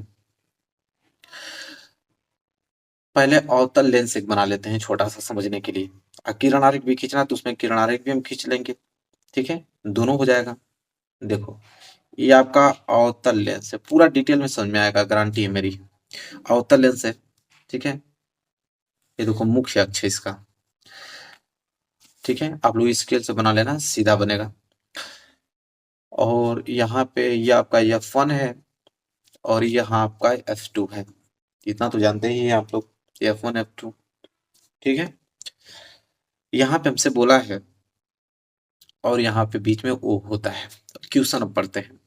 15 सेंटीमीटर फोकस दूरी का कोई अवतल लेंस, देखो 15 सेंटीमीटर फोकस दूरी है, तो यहाँ से लेकर यहाँ तक फोकस दूरी जो है यहाँ तक वो 15 सेंटीमीटर है, ठीक है, 15 सेंटीमीटर। यहाँ तक क्लियर है। लेकिन इधर है तो आपका माइनस में होगा, क्योंकि ओ से इधर की जितनी भी दूरियां होती हैं सब माइनस में होगा। अब आप कहोगे कि सर फोकस दूरी तो इधर भी है, आपने इधर ही क्यों लिया, तो अवतल लेंस में फोकस दूरी इधर का ही काम आता है, क्योंकि जब समांतर रेखा में प्रकाश किरण इस तरह आती है तो यहाँ पे लेंस से जैसे टकराती है तो इधर चली जाती है, लेकिन पीछे आके F1 पे मिलती हुई प्रतीत होती है। ठीक है, तो हमारा F1 ही फोकस में काम आ रहा है, इसलिए हम लोग F1 ही लेंगे। तो देखो F1 है तो इधर है तो आपको -15 सेंटीमीटर। तो एक चीज तो फिक्स हो गया यहाँ पे कि F का जो वैल्यू है वो आपका -15 सेंटीमीटर होगा। और एक चीज अभी याद कर लीजिएगा कि अवतल लेंस में फोकस दूरी माइनस में होती ही है, यहाँ से कंफर्म हो गया। फिर बोला है कि 15 सेंटीमीटर फोकस दूरी का अवतल लेंस किसी बिंब का प्रतिबिंब, देखो किसी बिंब का प्रतिबिंब जो है लेंस से 10 सेंटीमीटर दूरी पर बनाता है। मतलब V का वैल्यू दिया है 10 सेंटीमीटर। ठीक है, अब आप कहोगे कि V का वैल्यू प्लस होगा या माइनस होगा, तो एक कंडीशन आपको बताता हूँ, याद रखिएगा हमेशा। अवतल लेंस में वस्तु को आप कहीं पे भी रख लीजिए, इसका प्रतिबिंब हमेशा F1 और O के बीच ही बनता है, यही बनता है हमेशा। कहीं पे भी वस्तु को आप रख लीजिए, उसका प्रतिबिंब हमेशा F1 और O के बीच ही बनेगा। ठीक है, तो मतलब कि वस्तु का प्रतिबिंब इधर ही बनना है, मतलब ये भी माइनस में ही होगा। तो V का वैल्यू -10 सेंटीमीटर। हमसे U का वैल्यू पूछा है कि U का वैल्यू आप बता दो। ठीक है, तो देखो U का वैल्यू बताने के लिए हमें कौन सा सूत्र लगाना पड़ेगा, लेंस सूत्र। तो हम लोग लिखेंगे लेंस सूत्र से। ठीक है, लेंस सूत्र से देखो लेंस सूत्र क्या होता है कि 1/Kf बराबर 1/Kv और -1/Ku, ये लेंस सूत्र होता है। अब यहाँ पे रख दो, तो 1/f, f का वैल्यू कितना है -15, -15 रख दो, बराबर 1/v, v का वैल्यू -10 है तो -10 रख दो, फिर -1/u, u का वैल्यू हमें ज्ञात करना है। देखो अब क्या करोगे, देखो -1/u जो है इधर ला दो, इधर लाओगे तो प्लस में हो जाएगा 1/Ku। ठीक है, बराबर यह आपका 1/-10 इधर है ही। देखो यह जो है ना -1/15 है। ठीक है, यहाँ पे लगा है, चाहे ऊपर लगा हो चाहे बीच में लगा हो, इसका मतलब ये कहीं होता है -1/15, और -1/15 इधर आएगा तो +1 क्या हो जाएगा 15। ठीक है, यहाँ तक कंफर्म। अब क्या करोगे कि 1/u बराबर एलसीएम ले लो, तो 10 और 15 का एलसीएम कितना होता है 30, तो 10 × 30 -3 और प्लस 15 दूनी के 3 प्लस के 2। अब इसे हल करोगे तो 1/u बराबर -3 + 2 -1 बटे में 30। हमें तो u की वैल्यू चाहिए तो u को ऊपर कर दो, जैसे u ऊपर करोगे तो 30 भी ऊपर चला जाएगा तो -30 हो जाएगा। -30 सेंटीमीटर दूरी पर हम वस्तु का रखेंगे, यही u की वैल्यू आ गया, यही हमसे पूछा था। और किरण आरेख द्वारा पूछा था, तो किरण आरेख खींच लेते हैं। देखो ये आपका F1 15 सेंटीमीटर है, और आगे देखते हैं तो यहाँ पे 2F1 होता है, 2F1।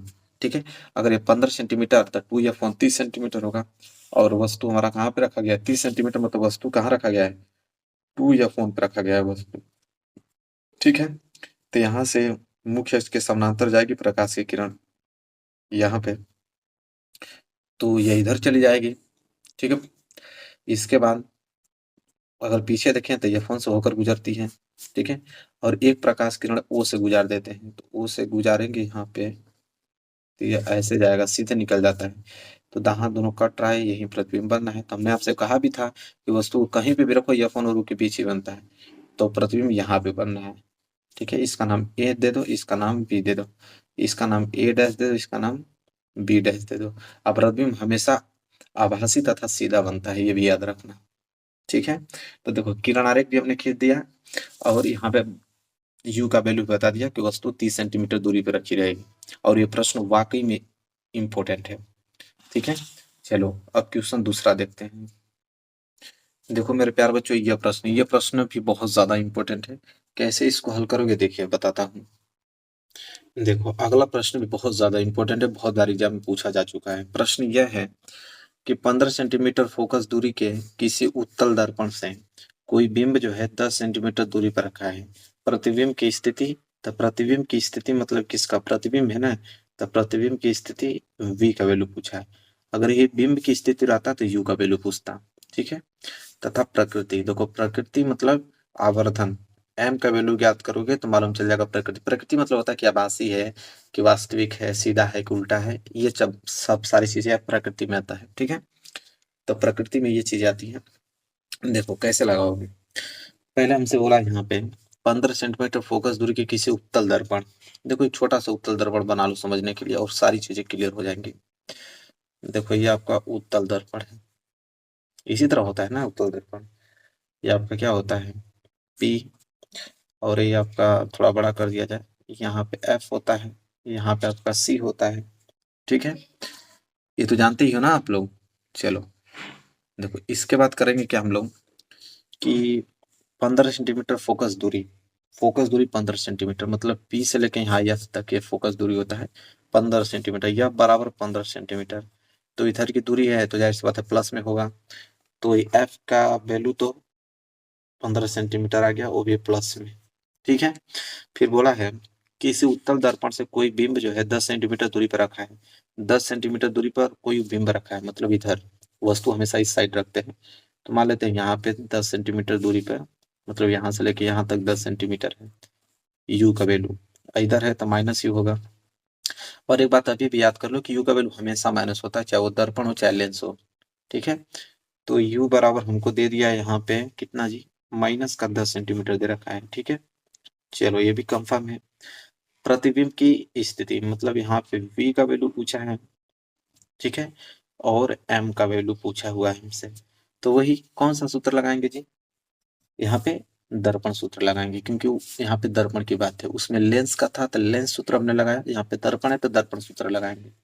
देखो यहाँ पे लिखेंगे दर्पण सूत्र से, तो देखिए दर्पण सूत्र से हम लोग यहाँ पे दर्पण सूत्र लगा देंगे। दर्पण सूत्र का फार्मूला सेम वही होता है, उसमें माइनस होता है इसमें प्लस होता है। ये हो जाएगा आपका 1/f बराबर 1/v और प्लस 1/u होता है। लेंस रहता तो माइनस होता, बस इतना ही तो फर्क होता है। तो चलिए रख देते हैं वैल्यू, तो 1/f, f का वैल्यू कितना है जी 15, ठीक है, बराबर 1/v, यही तो ज्ञात करना हमको, प्लस 1/u, u का वैल्यू कितना माइनस का 10, ठीक है। इसे हल करेंगे तो हो जाएगा आपका 1/15 बराबर 1/v, इस माइनस गुणा इस प्लस में होगा तो क्या हो जाएगा माइनस 1/10, ठीक है। अब यहाँ पे हो जाएगा 1/15 माइनस 1/10 इधर आएगा तो प्लस 1/10 हो जाएगा, बराबर इधर 1/v बचेगा।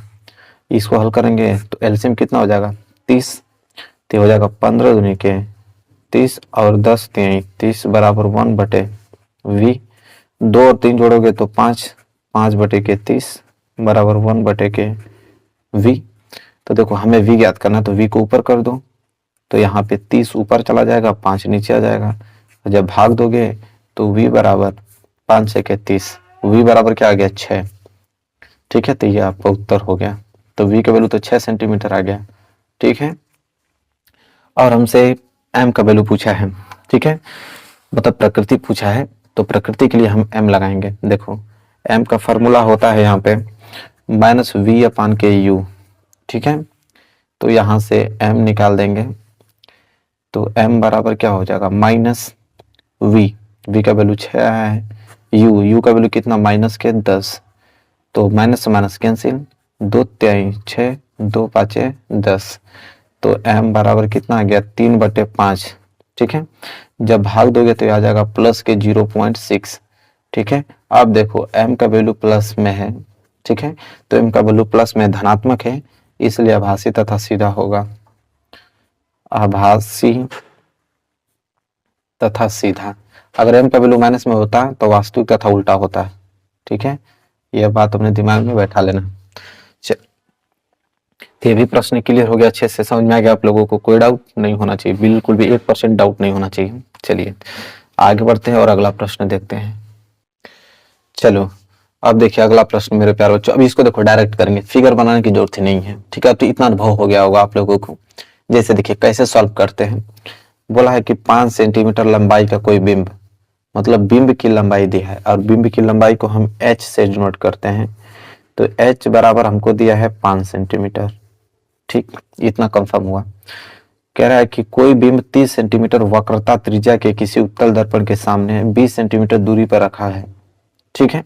अब देखो वक्रता त्रिज्या यहाँ पे दिया है 30 सेंटीमीटर और कोई वस्तु 20 सेंटीमीटर दूरी पे रखी है। वक्रता त्रिज्या मतलब आर का वैल्यू दिया है 30 सेंटीमीटर, ठीक है। और कोई वस्तु जो है दर्पण से 20 सेंटीमीटर दूरी पर रखा है, मतलब यू का वैल्यू दिया है 20 सेंटीमीटर, ठीक है। तो पूछ रहा है कि प्रतिबिंब की स्थिति, मतलब v का वैल्यू बताओ, ठीक है। प्रकृति m का वैल्यू बताओ, साइज h डैश का वैल्यू बताओ। बहुत इंपोर्टेंट प्रश्न है, लेकिन रह गई बात कि प्लस कौन होगा कौन सा माइनस होगा। देखो प्रतिबिंब, देखो जो भी बिंब की लंबाई होती है वो हमेशा प्लस होता है, ठीक है, याद रखना। यहाँ पे आपको उत्तल दर्पण है तो उत्तल दर्पण वक्रता त्रिज्या प्लस में होती है, ठीक है, और u का वैल्यू तो हमेशा आपका माइनस में होता है। बस हो गया काम। देखो जब r आपको मालूम है तो f तुरंत निकाल दोगे। f कितना होगा, r का आधा होता है तो ये 30 है तो ये हो जाएगा 15 सेंटीमीटर, तो f का वैल्यू तो प्लस 15 सेंटीमीटर आ गया। बस आप कौन सा सूत्र लगाओगे यहाँ पे, दर्पण सूत्र। तो यहाँ पे लिखेंगे हम लोग दर्पण सूत्र से, दर्पण सूत्र से। और दर्पण सूत्र ये होता है कि 1/f बराबर 1/v और प्लस 1/u होता है। चलिए रखते हैं वैल्यू 1/f, f का वैल्यू कितना है 15 बराबर 1/v हमको ज्ञात करना है, प्लस 1/u, u का वैल्यू कितना है माइनस के 20। इसे हल करेंगे तो हो जाएगा 1/15 बराबर 1/v, माइनस गुणा इस प्लस में होगा तो माइनस 1/20, ठीक है। तो ये हो जाएगा आपका 1/15 माइनस 1/20 इधर आएगा तो प्लस 1/20 बराबर 1/v। यहाँ अगर मैं एलसीएम लूँ तो एलसीएम हो जाएगा 60, तो हो जाएगा 15 चौको 60, हो जाएगा 20 के 60 बराबर 1/v। तो 4 3 7, 7/60 बराबर 1/v। हमें तो v चाहिए तो v को हमने ऊपर कर दिया, इसी तरह 60 ऊपर चला जाएगा 7 नीचे आ जाएगा, मतलब v बराबर 60/7 आ जाएगा, ठीक है। यहाँ तक कंफर्म। चलो भाग देना है तो v बराबर भाग दोगे तो 7/56 मतलब 8.57 जाएगा, ठीक है। इतना सेंटीमीटर हमारा v का वैल्यू आ गया, ठीक है। चलो हमें m का वैल्यू भी चाहिए और h डैश का, तो यहाँ जगह में निकाल देता हूँ। m का चाहिए ना, तो m बराबर फार्मूला होता है माइनस v अपान के u, ठीक है। तो यहाँ से m बराबर क्या हो जाएगा माइनस v, ठीक है। तो देखो v का वैल्यू कितना है 8.57, लेकिन हम ये वाला वैल्यू लेते हैं ताकि आसानी होगा 60/7। तो यहाँ पे 60/7 बटे में u, और u का वैल्यू कितना है माइनस का 20, तो माइनस का 20। यहाँ कुछ नहीं नीचे तो 1 मान लो, तो m बराबर क्या हो जाएगा माइनस 60/7 भाग में तो गुणा में तो 1 ऊपर चला जाएगा माइनस 20 नीचे आ जाएगा, तो माइनस माइनस कैंसिल और 20 त्याई 60, तो m बराबर 3/7, ठीक है। तो देखो चूंकि यह प्लस में है, m का वैल्यू प्लस में आया, इसलिए क्या होगा आभासी तथा सीधा, क्या होगा आभासी तथा सीधा प्रतिबिंब बनेगा, ठीक है। यहाँ कंफर्म। लेकिन मैं एच डैश की वैल्यू चाहिए, मतलब प्रतिबिंब की ऊंचाई भी चाहिए, यहाँ लगा देता हूँ। तो एक फार्मूला होता है m बराबर एच डैश अपान के h। तो अगर मैं यहाँ से एच डैश निकालूं मतलब प्रतिबिंब की ऊंचाई, तो एच डैश बराबर क्या होगा m गुणे के h, ठीक है। तो एच डैश बराबर m का वैल्यू कितना है 3/7 और गुणे एच का वैल्यू तो ऊपर ही दिया था 5, तो एच डैश बराबर कितना हो जाएगा 5 15/7, ठीक है 15/7। अगर मैं इसका भाग दूं तो एच डैश बराबर आ जाएगा 2.14 सेंटीमीटर, यह प्रतिबिंब की ऊंचाई है, ठीक है। तो जितना पूछा था सब कुछ हमने बता दिया। यह प्रश्न वाकई में इंपॉर्टेंट है, हर साल एग्जाम में आता है, आप देख सकते हो। प्रीवियस ईयर पेपर उठाकर। 2022 में तो ये प्रश्न 2-3 पेपर में आया था, ठीक है, और पहले भी आ चुका है बहुत बार। तो इस बार आप लोगों को अच्छे से इस प्रश्न को तैयार कर लेना है ताकि इस बार छूटे नहीं। चलो अगला प्रश्न देखते हैं। देखो मेरे प्यार बच्चों, ये प्रश्न वाकई में बहुत ज्यादा इंपॉर्टेंट है, देखने में बड़ा है लेकिन बहुत ही ज्यादा सिंपल है, ठीक है। 7 सेंटीमीटर साइज का कोई बिंब, अब देखो साइज का बिंब आ गया ना, मतलब एच का वैल्यू दिया है, इतना तो अनुभव हो गया होगा आप लोगों को। एच बराबर दिया है 7 सेंटीमीटर, आई एच का वैल्यू हमेशा प्लस में होता है तो जानते ही हो।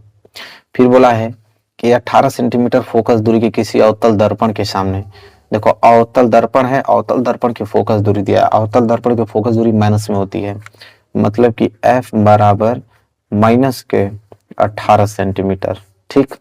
फिर कह रहा है अवतल दर्पण के सामने 27 सेंटीमीटर दूरी पर रखा है, मतलब कोई वस्तु 27 सेंटीमीटर पर रखा है, मतलब U का वैल्यू, और U का वैल्यू तो हमेशा माइनस होता है, चाहे वो लेंस हो चाहे दर्पण हो, ठीक है। तो माइनस 27 सेंटीमीटर कह रहा दूरी पर रखा गया है। दर्पण से कितनी दूरी पर किसी पर्दे को रखें कि उस पर वस्तु का स्पष्ट फोकसित प्रतिबिंब प्राप्त किया जा सके। प्रतिबिंब का साइज भी ज्ञात करना है, मतलब एच डैश का वैल्यू, प्रकृति भी एम का वैल्यू, और यहाँ पे तो कितनी कितनी दूरी पर पर्दे को रखें, मतलब वी का वैल्यू, ठीक है। तो यहाँ पे कौन कौन सी चीज पूछा है, पहली बात तो हमें वी निकालना है, इसके बाद एच डैश हमको निकालना है, इसके बाद एम निकालना है, मतलब प्रकृति आवर्तन निकालना है।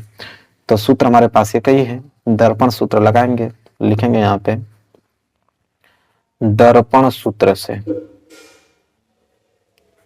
ठीक है। यहाँ पे लिखेंगे दर्पण सूत्र से, दर्पण सूत्र वही आपका 1/f बराबर 1/v और प्लस 1/u, यही होता है। तो वैल्यू रखेंगे 1/f, f का वैल्यू कितना है जी माइनस के 18 बराबर 1/v का वैल्यू निकालना है हमें, और प्लस 1/u, u का वैल्यू कितना दिया माइनस के 27 दे रखा है, ठीक है। इसे अगर हल करें हम तो 1/-18 हो जाएगा, और बराबर 1/ यहाँ पे v हो गया, और माइनस गुणा प्लस में होगा तो माइनस 1/ कितना हो गया 27 हो गया, कंफर्म। तो इसे हल करेंगे तो देखो माइनस 1/27 इधर आएगा तो प्लस 1/ क्या हो जाएगा 27, और इधर आपका माइनस 1/18 है इधर, और बराबर इधर बच गया 1/ के v। देखो इसका एलसीएम होगा 54, ठीक है। तो 27 दूनी के 54 और 18 तिहाई 54 बराबर 1/v, ठीक है। तो 2 में से 3 जाएगा तो माइनस 1/ कितना बचेगा 54 बराबर 1/v। हमें तो v चाहिए तो v को हमने ऊपर कर दिया, इसी तरह 54 भी ऊपर चला जाएगा तो माइनस के 54 सेंटीमीटर, ठीक है। तो देखो v का वैल्यू कितना आ गया माइनस के 54 सेंटीमीटर, लेकिन हमें m का वैल्यू भी चाहिए और एच डैश का वैल्यू चाहिए, ठीक है। तो देखो m के लिए हमने सूत्र बताया था, m बराबर माइनस v अपान के u होता है। तो m बराबर माइनस v का वैल्यू अभी आया है कितना माइनस के 54, ये तो माइनस आपका सूत्र में है, अब v का वैल्यू माइनस 54 आया है, बटे u का वैल्यू माइनस के 27। तो m बराबर क्या होगा माइनस माइनस प्लस 54, और नीचे आपका माइनस के 27, कटाओगे तो 27 दूनी के 54, m बराबर माइनस के 2। चूंकि m आपका माइनस में है इसलिए वास्तविक तथा उल्टा होगा। तो प्रकृति कैसी होगी वास्तविक तथा उल्टा, ठीक है। लेकिन हमें तो एच डैश का भी वैल्यू चाहिए, तो फार्मूला क्या होता है m बराबर एच डैश अपान के एच, हमें निकालना है एच डैश। तो एच डैश बराबर क्या होगा m गुणे h, तो एच डैश बराबर m का वैल्यू माइनस के 2 और h का वैल्यू 7, तो एच डैश बराबर क्या आ जाएगा 7 दूनी के 14, मतलब प्रतिबिंब की जो ऊंचाई होगी वह 14 सेंटीमीटर होगी।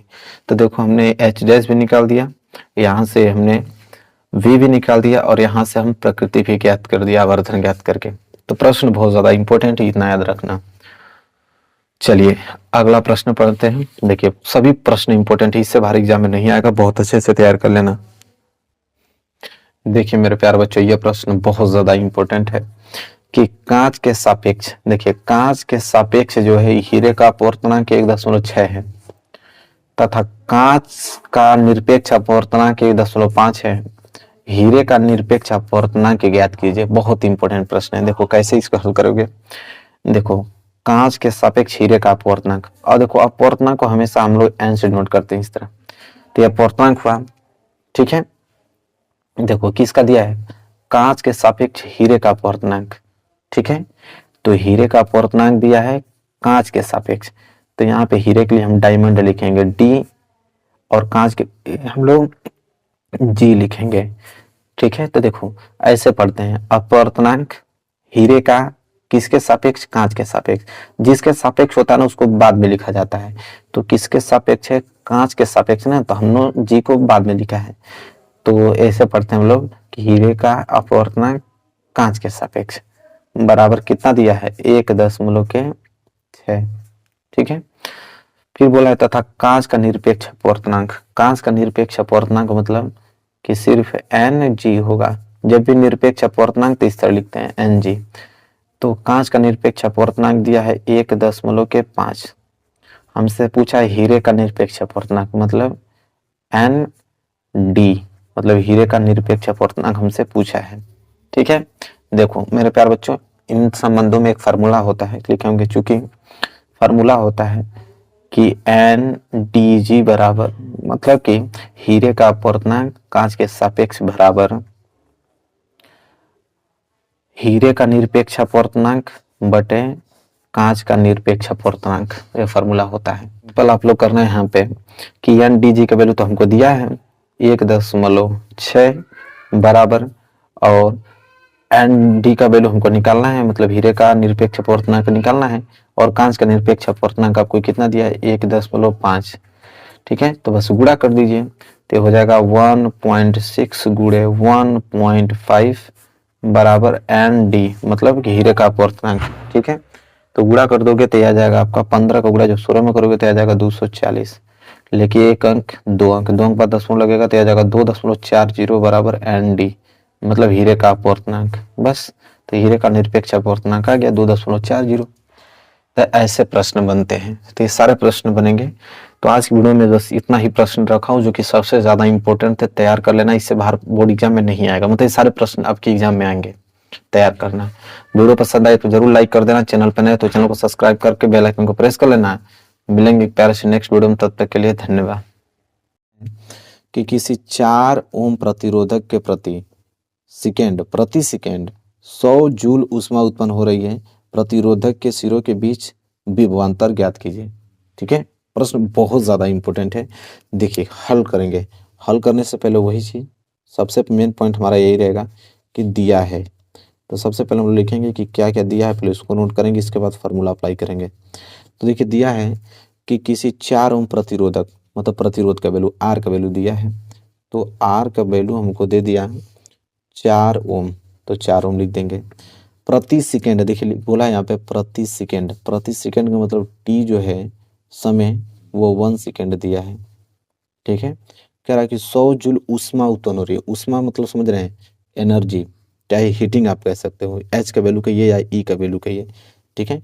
क्योंकि ऊष्मा आप लोगों का एच भी होता है और ऊर्जा भी आप लोगों का ऊष्मा ही होता है, तो यहाँ पे लिखेंगे ई बराबर हमको दिया है 100 जूल, ठीक है। प्रतिरोधक के सिरों के बीच विभवांतर ज्ञात कीजिए, मतलब V का वैल्यू पूछा हमको, ठीक है। V का वैल्यू, विभवांतर का वैल्यू पूछा हमसे। देखिए सबसे पहले करेंगे क्या हम लोग यहाँ पे, समझिए। देखिए लगाने का तरीका क्या है, इसका कैसे लगाएंगे। देखिए फार्मूला हम लोग अप्लाई करना है, ठीक है। फार्मूले के हिसाब से हम लोग इसको कन्वर्ट करेंगे। सबसे पहले तो मुझे अगर इसको लगाना होगा, लेकिन लगाने का 3-4 नियम है, क्योंकि 3-4 सूत्र है, 3 सूत्र से लगा सकते हो, ठीक है। मैं न्यूमेरिकल का रियलिटी आपको बता रहा हूँ कि आप इसे 4-5 तरीके से लगा सकते हो, इतने फार्मूले हैं ना, किसी फार्मूले से लगा सकते हो। लेकिन अगर मुझे लगाना होगा तो मैं इसका सिंपल बता रहा हूँ, करना क्या है, मैं कैसे लगाऊंगा इसको। पहले मैं इसको पी का वैल्यू निकालेंगे। अब आप सोचोगे पी का वैल्यू क्यों निकाल रहे, क्योंकि फार्मूला में अप्लाई करना है हम लोग को। तो पहले पी का वैल्यू शक्ति निकालेंगे, पी बराबर फार्मूला होता है ई अपान के टी, पहला फार्मूला। इससे हम क्या करेंगे कि यहाँ से पी निकाल देंगे, पी बराबर ई कितना दिया है 100 जूल, और टी कितना दिया है 1 सेकेंड। जब इसको हल करोगे तो पी का वैल्यू आ जाएगा 100, और शक्ति का मात्रक वाट होता है तो ये हो जाएगा वाट, तो पी बराबर आ गया 100 वाट। यहाँ तक क्लियर है। चलिए, चूंकि अब देखिए फार्मूला में अप्लाई कर रहा हूँ, चूंकि हम जानते हैं, लिखेंगे चूंकि हम जानते हैं कि पी बराबर वी स्क्वायर बटे आर होता है। हमको तो वी का भी वैल्यू चाहिए ना, तो मैं किसी फार्मूले से लगाऊं, तो पी बराबर वी स्क्वायर बटे आर होता है। इसलिए अगर मैं वी स्क्वायर निकालूं तो वी स्क्वायर बराबर क्या हो जाएगा, पी इंटू आर, होगा कि नहीं, बिल्कुल। तो अगर इसलिए अगर v निकालूं तो ये वर्ग है तो उधर जाएगा तो वर्गमूल में, मतलब करड़ी में p इंटू आर आ जाएगा। ठीक है, तो यहाँ देखो v निकल जाएगा, v बराबर क्या आ जाएगा, p का वैल्यू भी निकला है 100, तो 100 वाट इंटू आर, प्रतिरोध हमको 4 ओम दिया है तो ये हो जाएगा 4। तो v बराबर क्या हो जाएगा यहाँ पे, देखो 100 का वर्गमूल तो 10 निकल जाएगा और 4 का वर्गमूल 2 निकल जाएगा, इसलिए v बराबर 10 दूनी के 20, और विभवांतर का मात्रक वोल्ट होता है तो इसलिए हो जाएगा वोल्ट, मतलब 20 वोल्ट। तो कोई जरूरी नहीं है कि इसी फार्मूला से आप लगाओ, 3-4 फार्मूले जो रहे हैं उससे आप लगा सकते हो, लेकिन ये सबसे आसान फार्मूला हमको लगता है, ये आसान तरीका लगता है इस क्वेश्चन को सॉल्व करने के लिए, इसलिए बताया हूँ। करना क्या है, यहाँ से बस आप पी का वैल्यू निकाल लीजिए, आप फार्मूला ये अप्लाई कर दीजिए, तुरंत आंसर वी का वैल्यू निकल जाएगा। तो आई होप आपको क्लियर हो गया होगा ये प्रश्न नंबर 11। कोई डाउट है आप लोगों को बताइए, कोई दिक्कत नहीं। चलिए प्रश्न नंबर 12 की तरफ बढ़ते हैं। चलिए मेरे प्यारे विद्यार्थी, देखिए प्रश्न नंबर 12, इस पे अभी स्टार आप बना लीजिए। ठीक है, जो प्रश्न आपको बता रहा हूँ सब स्टार लायक हैं, सभी प्रश्न आपके एग्जाम में बनने वाले हैं, तो इससे बाहर एग्जाम में नहीं प्रश्न आएगा, नहीं तो अगर कर लोगे तो पूरा का पूरा एग्जाम क्लियर कर डालोगे। देखो कैसे, क्या है कि 20 ओम प्रतिरोधक की कोई विद्युत स्त्री मतलब प्रेस 5 एम्पीयर विद्युत धारा लेती है, 30 सेकेंड में उत्पन्न ऊष्मा परिकलित कीजिए। ठीक है, वही चीज सिंपल हल करेंगे, और पहला तो मेन पर्पस यही रहेगा कि दिया है, क्या दिया है पहले आप उसको अरेंज करोगे, इसके बाद फार्मूला सोचोगे। तो देखिए 20 ओम प्रतिरोधक मतलब आर का वैल्यू दिया है 20 ओम। ठीक है, विद्युत इससे 5 एम्पियर विद्युत धारा लेती है, मतलब आई का वैल्यू दिया है 5 एम्पियर, 30 सेकेंड में मतलब टी का वैल्यू दिया है 30 सेकेंड। पूछ रहा उत्पन्न एच का वैल्यू बताइए, ऊष्मा एच।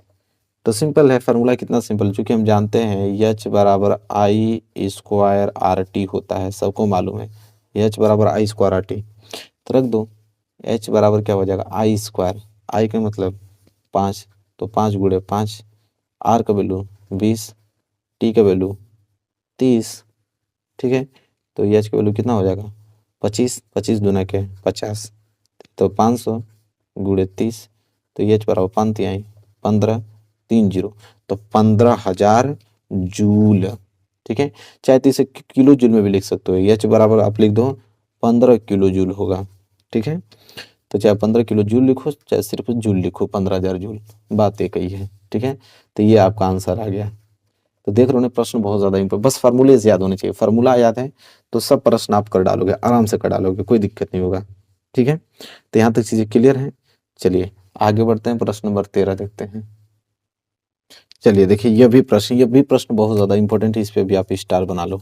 ठीक है, प्रश्न क्या है इसको पढ़ते हैं। देखो प्रश्न यह है कि कोई विद्युत बल्ब है 220 वोल्ट के जनित्र से संयोजित है, मतलब जनरेटर से संयोजित है। यदि बल्ब से 0.5 एम्पीयर विद्युत धारा बह रही है तो विद्युत बल्ब की शक्ति बताइए, मतलब पी का वैल्यू पूछा है। तो सेम वही चीज है, हल में सबसे पहले लिखेंगे कि दिया है। ठीक है, सबसे मेन पर्पस हमारा यही रहेगा कि दिया है, क्या दिया है, तो दिया यह है कि 220 वोल्ट, मतलब V का वैल्यू दिया है आपको 220 वोल्ट, कह रहा है कि 0.5 एम्पियर धारा बह रही है, मतलब I बराबर दिया है 0.5 एम्पियर। पूछ रहा है कि शक्ति बताइए, P बराबर क्वेश्चन मार्क।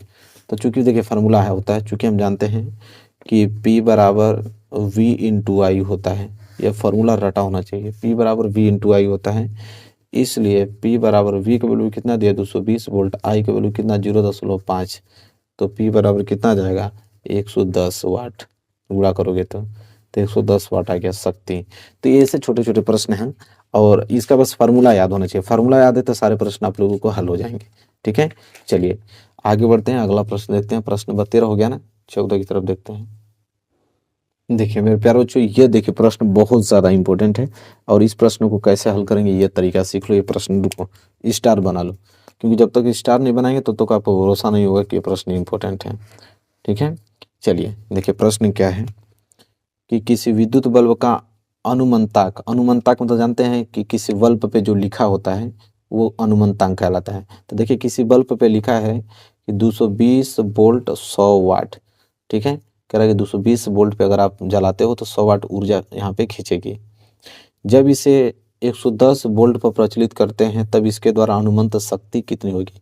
देखिए कह रहा है कि 200 किसी बल्ब है, बल्ब पे लिखा है कि अगर आप 220 वोल्ट पे अगर इसको जलाते हो तो ऊर्जा खींचेगी 100 वाट की। लेकिन कह रहा है कि अगर मैं इसे 110 वोल्ट पे अगर मैं इसको जलाऊंगा तो कितना ऊर्जा खींचेगी। ठीक है, तो देखिए फार्मूला होता है, यहाँ पे लिखेंगे फार्मूला होता है P बराबर वी स्क्वायर बटे आर। यह फार्मूला याद होना चाहिए। ठीक है, अगर मैं यहाँ से आर की बात करूँ, ठीक है, तो आर बराबर आपका निकलेगा वी स्क्वायर बटे के पी। निकलेगा कि नहीं, बिल्कुल। तो यहाँ से अगर मैं आर निकालूं, प्रतिरोध आर, तो वी स्क्वायर, अब वी स्क्वायर वैल्यू कितना पहले दिया है 220 वोल्ट, बल्ब पे इतना ही तो लिखा है, तो वी स्क्वायर मतलब 220, तो हो जाएगा 220 गुणे 220 और बटे में पी। ठीक है, बटे में क्या हो जाएगा पी। तो कितना शक्ति पहले ले रहा है यहाँ पे, तो शक्ति हो रहा है 100 वाट का। जब 220 वोल्ट पे चल रहा है तो शक्ति कितना ले रहा है 100 वाट का, तो यहाँ पे 100 वाट का 10 आर बराबर आ जाएगा 22 गुणे 22 मतलब 484 ओम। तो आर का वैल्यू 484 ओम आ गया। ठीक है, अब कह रहा है कि अगर मैं इसे 110 वोल्ट पे चलाऊं, मतलब V का वैल्यू अगर मैं 110 वोल्ट ले लेता हूं, ठीक है, तो देखिए जब 220 वोल्ट पे चला रहा था तो शक्ति उसको खींच रही थी 100 वाट। तो हमने पहले बल्ब का प्रतिरोध निकाला कि बल्ब का प्रतिरोध 484 ओम आ गया।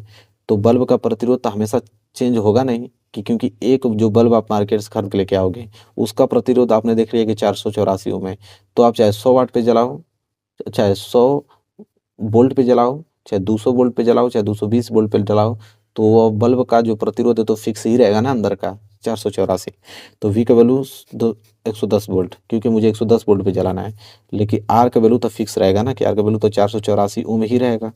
ठीक है, हमें चाहिए शक्ति P का वैल्यू, P का वैल्यू चाहिए, तो फार्मूला वही लगा देंगे कि P बराबर वी स्क्वायर बटे आर। तो वी स्क्वायर, इस बार वी हमारे पास 110 है, तो 110 इंटू 110 आर, आर का वैल्यू 484, ये तो चेंज होगा नहीं, ये तो ऐसे ही रहेगा आपका। ठीक है, 484 ही रहने वाला है। देखिए इसको आसान कर देते हैं, 110 110, 484 क्या था 22 गुणे 22 था, तो इसको 22 गुणे 22 लिख दो।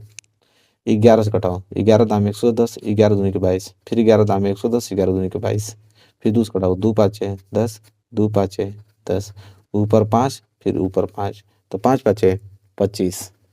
ठीक है, तो 25 मतलब P का वैल्यू जो आया वो 25 वाट आ गया, मतलब 25 वाट की शक्ति खींचेगी जब उसे मैं 110 वोल्ट पे जलाऊंगा।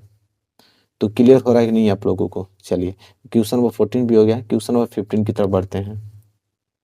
चलिए देखिए अगला प्रश्न, देखिए प्रश्न नंबर 15। देखिए प्रश्न नंबर 15 बहुत इंपोर्टेंट प्रश्न है कि 8 ओम प्रतिरोध का कोई विद्युत हीटर विद्युत मेंस से 2 घंटे तक 15 एम्पीयर विद्युत धारा लेता है, तो हीटर में उत्पन्न ऊष्मा की दर परिकलित कीजिए। प्रश्न बहुत ज्यादा इंपॉर्टेंट है मेरे प्यारे बच्चों, ध्यान से नहीं देखोगे तो पूरा का पूरा क्वेश्चन गलत करके आओगे। किसी से भी ये प्रश्न पूछ लेना वो गलत ही उत्तर देगा, क्योंकि देखिए उत्पन्न ऊष्मा की दर परिकलित करने के लिए बोला है। देखिए कितना मजा आएगा, क्वेश्चन बहुत इंपॉर्टेंट है, मजा आ जाएगा आप लोगों को जब इस क्वेश्चन को करोगे समझोगे तो।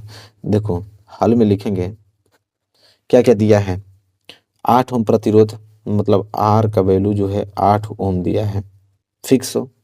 कह रहा 2 घंटे तक, मतलब टी बराबर जो है वो 2 घंटे, एच मतलब 2 आवर्स दिया है। ठीक है, और आई का वैल्यू कितना दिया है 15 एम्पियर, तो आई बराबर हो जाएगा 15 एम्पियर। हमसे बोला है कि उस उत्पन्न ऊष्मा की दर, तो देखो आप लोग सोचोगे कि ऊष्मा निकालने के लिए बोला है, आप लोग सोचोगे कि ऊष्मा, अरे यार एच वैल्यू निकालने के लिए बोला है, लेकिन एच निकालने के लिए नहीं बोला है। ऊष्मा की दर को हम कहते हैं शक्ति। देखो ऊष्मा मतलब एच, दर मतलब बटा, ऊष्मा दर, तो ऊष्मा की दर जब भी आए तो बटे में टी लगाते हैं। जैसे ऊष्मा की दर तो एच अपान के टी, तो एच अपान के टी किसके बराबर होता है पी के बराबर। तो ऊष्मा की दर क्या कहलाती है, शक्ति कहलाती है। तो हमें एच नहीं निकालना है, हमें पी निकालना है। ठीक है, यह बात है, हमें यहाँ पे पी निकालना, बस लैंग्वेज को घुमा दिया है। ऊष्मा की दर पूछा, ऊष्मा की दर शक्ति कहलाती है, मतलब पी हमको निकालना है। तो चूंकि हम फार्मूला जानते हैं यहाँ पे कि पी बराबर आई स्क्वायर आर फार्मूला होता है। वैसे पी का तो 4-5 फार्मूला होता है, लेकिन ये यही फार्मूला की यूज होगा, पी बराबर आई स्क्वायर ऑफ आर, क्योंकि आई का वैल्यू दिया है हमको। ठीक है, तो देखो आई का वैल्यू हमको दिया है यहाँ पे कितना दिया है 15, तो हो जाएगा 15 गुणे 15, और आर का वैल्यू हमारे पास 8 है, तो पी बराबर, तो 15 गुणे 15 मतलब 225 गुणे 8, तो पी बराबर कितना आ जाएगा तो 225 को गुणा 8 में करोगे तो वो आ जाएगा 1800। अब पी हमारा शक्ति है तो इसका मतलब क्या होता है वाट, मतलब पी का वैल्यू कितना आ गया 1800 वाट आ गया। ठीक है, तो आई होप क्लियर हो गया। देखिए प्रश्न बहुत ज़्यादा इंपॉर्टेंट था। तो मेरे प्यारे विद्यार्थियों, आज वीडियो में हमने इतना सारा प्रश्न बताया। बताइए कोई भी ऐसा प्रश्न था जो कि आपको समझ में नहीं आया? हर एक प्रश्न समझ में आए होंगे, बस आपको रिवाइज करके आप लोगों की एग्जाम में पहुंचना है। अभी तक कोई लड़का अगर लाइक नहीं किया होगा तो पढ़ने के बाद तो लाइक कर देना चाहिए आप लोगों को। सब्सक्राइब नहीं किया तो चैनल को सब्सक्राइब कर देना है। मिलेंगे आपसे नेक्स्ट वीडियो में, तब तक के लिए धन्यवाद।